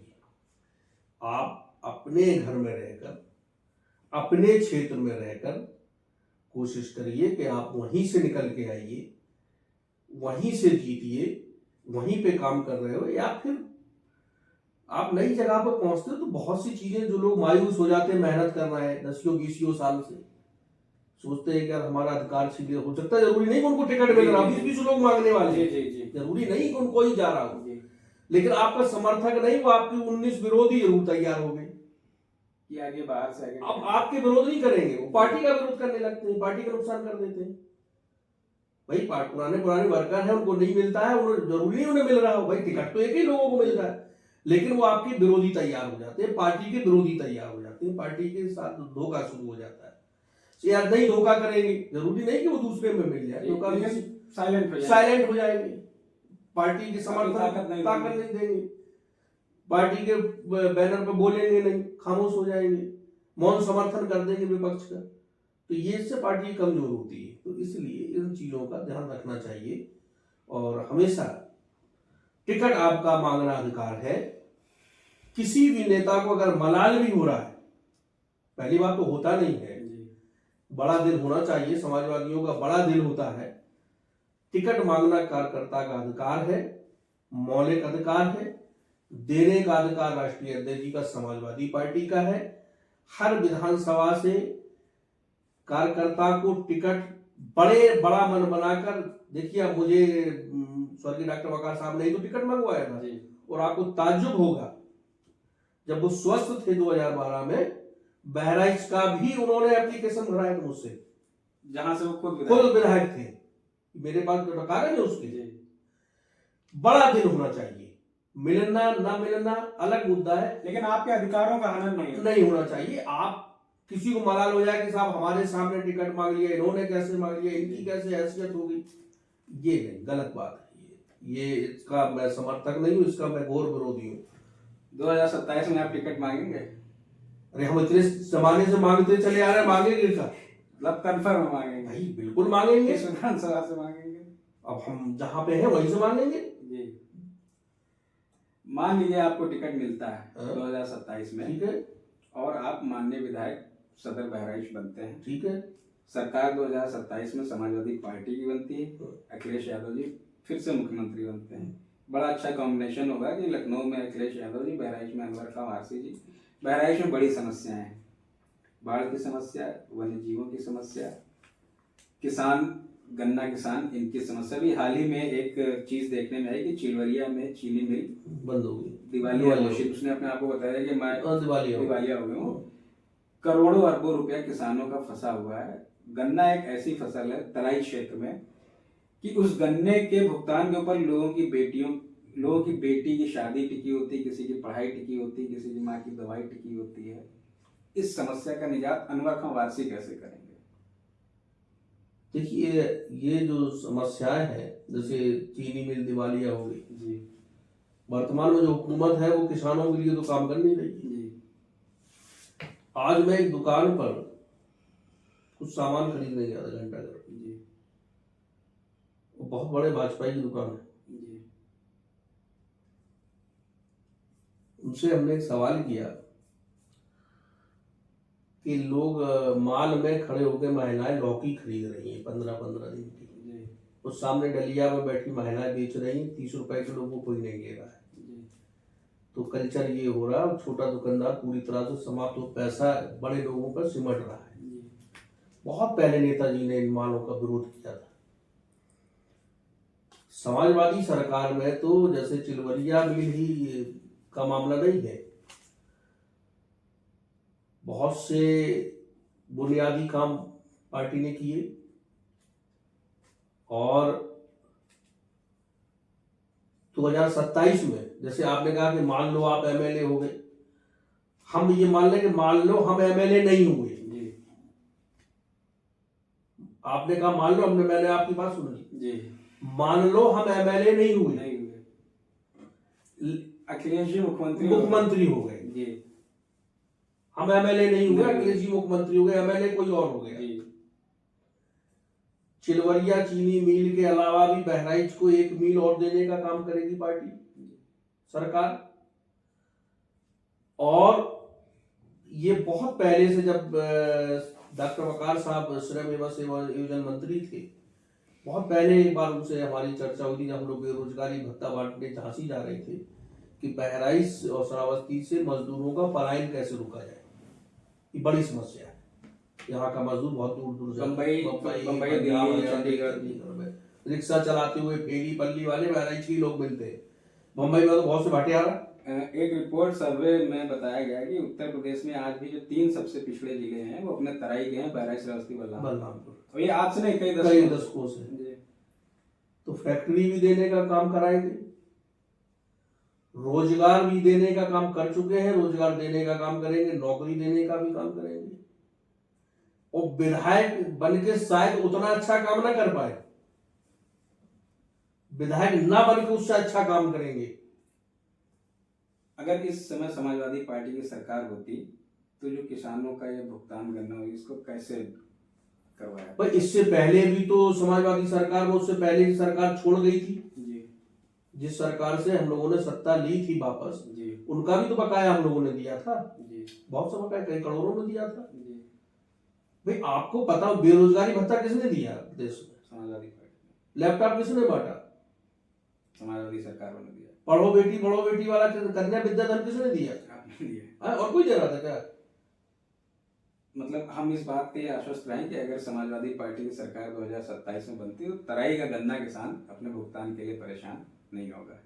तराई का गन्ना किसान ही नहीं केवल, जी ये हमारे पार्टी के राष्ट्रीय अध्यक्ष जी का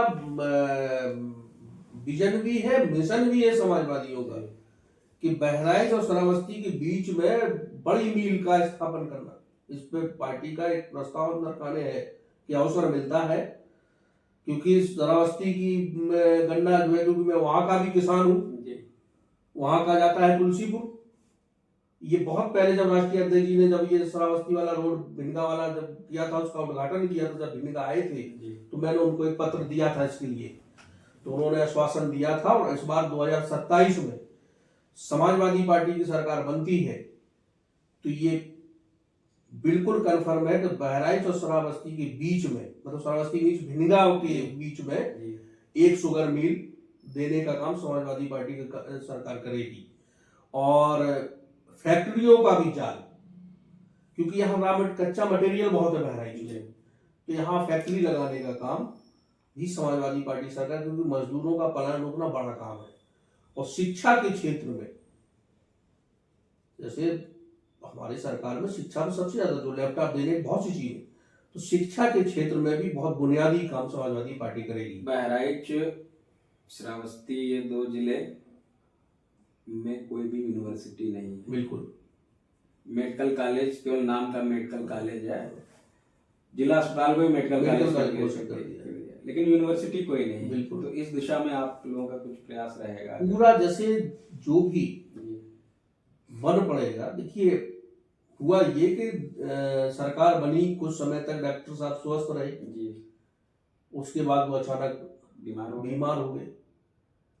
तो जो बहुत विकास का कार्य हम लोग तेजी से लेके चल रहे थे, वो एकदम ठप पड़ गया।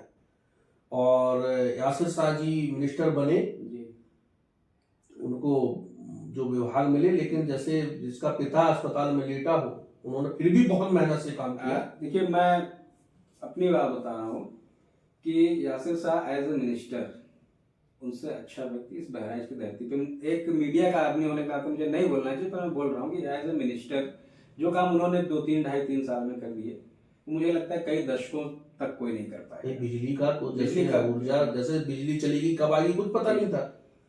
कितने ट्रांसफार्मर, कितने बड़े बड़े वो बना डाले, पावर हाउस बना डाले, कितना जाल बिछा, अंडरग्राउंड केबल वो वाली तार का लखनऊ से बहराइच की जो परिवहन की सेवा दिल्ली चले गए, कहीं भी चले, सारा पूरा हो गया था। पूरे देश में जाने जगह पता नहीं कहाँ कहाँ भिड़ गए, उधर गाँव में बसें खड़ी रहती थी, बहुत दूर दराज इलाकों में रोडवेजों का संचालन शुरू हो गया था। लेकिन दिक्कत देखो यहीं पे है, अच्छे काम करने वाले की जब आप सराहना करते हैं जी, तो उसका मनोबल बढ़ता है, जैसा हमारे साथ हुआ। फिर मैं वहीं आ गया जी, फिर मशाल ज्योति भी आएगा। और जब आप किसी चीज पे नुक्स निकालेंगे, अभी ना किया, फलाना हुआ, वो अच्छा खासा ऊपर तार खुला रहा है, अंडरग्राउंड काय करा दिया, तो आदमी सोचता है कि इतना, जब पूरे प्रदेश में 3 जगह पर अंडरग्राउंड, नोएडा, बहराइच और एक जगह कोई और शहर है, मतलब मेट्रो सिटी के तर्ज, मतलब सैफई में नहीं हो पाया, इटावा में नहीं हो पाया, लेकिन बहराइच में हुआ। तो अब काम बहुत अच्छे किए, लेकिन जैसे लोग, विपक्ष जो है जिससे आप लड़ रहे हैं, विपक्ष के एक नेता हैं भारतीय जनता पार्टी के, कुलदीप यादव जी, पहले आपकी पार्टी में थे, अब विपक्ष भाजपा में है। उन्होंने यासिर शाह साहब पे आरोप लगाया कि उनका विकास और समाजवाद होटल पे होटल बनवाना है। आप इस बात से कितना सहमत हैं? देखिए, ऐसा है, फिर मैं कह रहा हूँ आरोप लगाना, हाँ आपने बताया कि आरोप केवल लगाने का काम आता है और किसी काम नहीं आता है। मेरे जो संज्ञान में है, पहली बात तो यासिर शाह जी का अपना कोई होटल, अपना उनका कुछ नहीं, ठीक। मन्नान साहब ने होटल बनाया तो करोड़ों रुपए लोन है उनके ऊपर। अब इस देश में बैंक से कर्ज लेके कोई काम कर लेना ये अपराध है, अगर तो बैंक अपराधी है, पर बैंक को मना कर दो भैया कि इन्हें लोन मत देना, ठीक। और जिनका आप नाम ले रहे हो, उनके पिताजी से हमने राजनीति हम लोग शुरू किया, रामतेज यादव जी हमारे अध्यक्ष हुआ करते, हम क्या कह रहे हैं, हम यही कहेंगे ऊपर वाला सद्बुद्धि दे उनको, और हम क्या बोल रहे हैं, ये उनको अकल दे। ये उनका हृदय परिवर्तन हमको लगता है भाजपा में जाने के बाद हुआ है, या ये समझ में आया है। देखिए ऐसा है ना,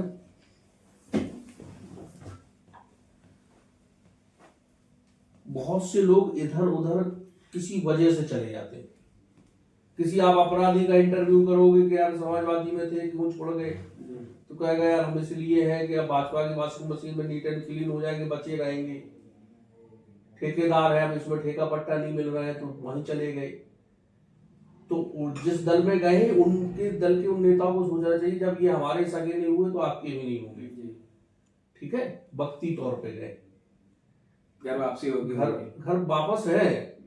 बहुत से लोग इसलिए पहुंचा दी, बहुत जैसे मैं उनकी बात नहीं, बहुत से लोगों को हम लोग इसलिए पहुंचा देते हैं वहां पे कि वहां की जानकारी मिलती है। आपको खबर भी तो चाहिए। बहुत से लोगों, बहुत से नेता सरकार में समाजवादी पार्टी में आ जाते हैं तो यहाँ की जानकारी वहां देते रहते भाई। जब ये सब सियासत का वो है कि आप लगता है कि वहां पे, लेकिन रात में बता देंगे कि वहां पे ये हो रहा था, वहां पे ये हो रहा था। जैसे पहले गुप्तचरों का जो कल्चर था वो आज भी है, लेकिन उसका रूप बदल गया है। सियासत में रंग बदलते रहते हैं, तो बहुत से लोग आते और जाते रहते हैं। इसे बहुत गंभीरता से नहीं लेना चाहिए, लेकिन जहां गए हैं उनको होशियार रहने की आवश्यकता है कि देखना चाहिए कि और किस पे आपको भरोसा करना है, किस पे भरोसा नहीं करना है। आलोचना ठीक है, हमारे अंदर 100 कमियां हो सकती हैं, कुछ तो अच्छा ही होगी, उसका भी तो बखान होना चाहिए। एक आखिरी सवाल, 2027 की तैयारी को लेकर अखिलेश यादव जी ने फार्मूला तैयार किया, पीडीए। कोई कहता है पीड़ित, सबके अपने अपने वाक्य, पर आप स्पष्ट शब्दों में बताइए पीडीए मतलब है क्या? जैसे पार्टी जो कहती है पिछड़ा, दलित, अल्पसंख्यक, लोगों के अंदर एक भ्रांति पैदा की जा रही है कि पिछड़ा है, दलित है, अल्पसंख्यक, उसमें समान नहीं है। ठीक, समान मतलब समान। जी। मैं मुस्लिम जरूर, मैं अल्पसंख्यक से आता हूँ, लेकिन जब आप मेरा वो देखेंगे सर्टिफिकेट बदल, तो मैं समान मुस्लिम है, तो फिर मुझे भी नहीं होना चाहिए, हमारे लिए भी कोई स्थान नहीं है। तो ऐसे ही पंडित जी ठाकुर लोगों में, वैश्य में ऐसी एक अफवाह फैलाई। पीडीए का मतलब है हर उस आदमी के साथ है जो पिछड़ा। नहीं, ये थोड़ी कि साहब हम जातिगत तौर पे पिछड़े हुए, हम आर्थिक तौर पे पिछड़े हुए, हम राजनीतिक तौर पे पिछड़े हुए, सामाजिक तौर पे पिछड़े हुए हैं। वो ब्राह्मण भी हो सकते हैं, क्षत्रिय भी हो सकते हैं। विकास की दौड़ में जो थोड़ा पीछे रह गए उनके साथ है, उनको आगे बढ़ाना है, और उनके हकों को, जैसे हम लोग तो लोहियावादी लोग हैं ना, तो लोहिया जी की पार्टी है। अम्बेडकर जी भी साथ है, अम्बेडकर जी का संविधान को साथ में लेके हम लोग चल रहे हैं। संविधान को मानने वाले लोग हैं, संविधान को पूजने वाले लोग हैं। बिहार को लेके आपको क्या कहना है? बिहार में जो चुनाव होने वाले हैं, आपको क्या लगता है? मतलब बिहार, देखिए बिहार की जनता राजनीतिक तौर पे हमें लगता है कि उत्तर प्रदेश से ज्यादा जागरूक है जी। वहां बहुत नेता निकले वहां से जी, कर्पूरी ठाकुर से लेकर बहुत समाजवादी विचार। बिहार की जनता फैसला करेगी, और बिहार में जो चल रहा है अभी, कोई एक नेता को वो वहां बोलते मैं सुन रहा था, इस बार बिहार में बहुत बड़ा परिवर्तन होने जा रहा है, भारी परिवर्तन होने जा रहा है। अब लोग जात की, धर्म की राजनीति से ऊब चुके, और सबसे ज्यादा पलायन तो बिहार में है। सबसे ज्यादा बिहार का मजदूर मारा जाता है बाहर, चाहे वो गुजरात में हो, चाहे महाराष्ट्र में हो, सबसे ज्यादा हमारे बिहारी भाइयों का आते हैं। और सबसे ज्यादा ट्रेन में लटक फटक के तो बिहारी लोग आते हैं। खाली भाषण से सरकार चलेगी क्या? कौन सा ठोस काम बिहार के लिए कर दिया? कौन सी बिहार के लिए बड़ी बड़ी योजनाएं चला दी? तो बिहार बहुत बड़ा परिवर्तन करने जा रहा है। बिहार के परिवर्तन से पूरे देश में परिवर्तन होने जा रहा है। और बिहार की जनता ने, मैं 2 दिन के लिए पटना गया था बीच में, और एक रिश्तेदार है, उन्होंने मुझे अपने उसमें बुलाया था, एक तो वहां लोगों से बात करने का मौका मिला। अब डर के मारे आदमी बहुत ज्यादा खुलता नहीं है, ये हालात सभी जगह एक जैसे समान है जी। लेकिन अंदर खाने आदमी बैठा हुआ है कि उसे परिवर्तन करना है, उसने तय कर लिया है, साफ की स्थिति साफ हो जाएगी। और सबसे बड़ी बात, पूरे कितने मंत्री, प्रधानमंत्री, न जाने कितने मुख्यमंत्री, गृह मंत्री, माननीय रक्षा मंत्री, सारे लोग एक परिवार एक आदमी के पीछे लगे हुए हैं। उसके खिलाफ तो कंपेन हो रही है, खाली तेजस्वी के खिलाफ ही तो भाषण हो रहा है। कहाँ शिक्षा, रोजगार, पढ़ा, दवाई की बात हो रही मंच पर? मुद्दा तेजस्वी है ना, जहां मुद्दा ही आदमी बन गया हो। मुद्दा तो बिहार के मजदूरों के पलायन का होना चाहिए, दलितों के उत्पीड़न पे होना चाहिए, जहां पर आज लोग मंगल ग्रह पे जाने की तैयारी कर रहे हैं, लोग चांद पे पहुंच चुके, जैविक जैसी युद्ध हो रहे हैं, नई नई तकनीकें आ रही है, चीन ने कितने आविष्कार कर लिए, जापान ने कितने आविष्कार कर लिए, कैसी कैसी तकनीक आ गई है। आज भी हमारे यहाँ लोगों को शुद्धिकरण कराया जा रहा है, आज भी उनके ऊपर स्त्री का मूत्र से शुद्ध किए जा रहे हैं, आज भी दलितों को पेशाब चटाया जा रहा है, पेशाब पिलाया जा रहा है, आज भी लोगों के साथ वही जुल्म है, आज भी लोग घोड़ी पे बैठ के नहीं चल सकते, आज भी लोग अपने डीजे नहीं बजा सकते, अम्बेडकर जयंती नहीं मना सकते, दलित दबंगों का हमला हो जाएगा, रोज टीवी मारा, रोज बहन बेटियों के दलित बेटियों के साथ रेप बलात्कार जैसी घटनाएं हो रही हैं। मुद्दा ये होना चाहिए, सरकार किसी की भी हो, आप बात जनता की करिए जिन पे आपको राज करना है। जनता ही नहीं रह जाएगी तो आप राजा कैसे रह जाओगे? जनता का होना जरूरी है, जनता होगी तभी राजा होगा, तभी आप राज कर सकते। जब जनता नहीं होगी तो आप राजा नहीं रह जाओगे, आप किस पर राज करोगे? तो बिहार में इन चीजों को आप टीवी उठाकर देखिए, चैनल उठा के देखिए, कहां पर किसी रोजगार की बात हो रही है, अस्पताल की बात हो रही है, एम्स की बात हो रही है, यूनिवर्सिटी की बात हो रही हो? कुछ नहीं, कोई मुद्दा नहीं। एक तेजस्वी यादव वही मुद्दा है, रोज उन्हें वो मुख्यमंत्री बना रहे हैं, वो उन्हें नहीं बना रहे, वो फलाना करे, निवाका करे। आप मूलभूत समस्याओं से भटक चुके हो और इस चुनाव के कंपेन से, इन चुनाव के भाषण से देश की सारी जनता को सबक लेना चाहिए कि मामला है क्या, बोल क्या रहे हैं। और ये देश मनुस्मृति से नहीं चलेगा, ये देश बाबा साहब भीमराव अंबेडकर जी के संविधान से चलेगा। उसी से चल रहा है, अलग थोड़ी चल रहा है। नहीं, उससे कहाँ लोग संविधान की अभी तमाम टीवी में वो फाड़ी है, लोगों ने संविधान फाड़ा है।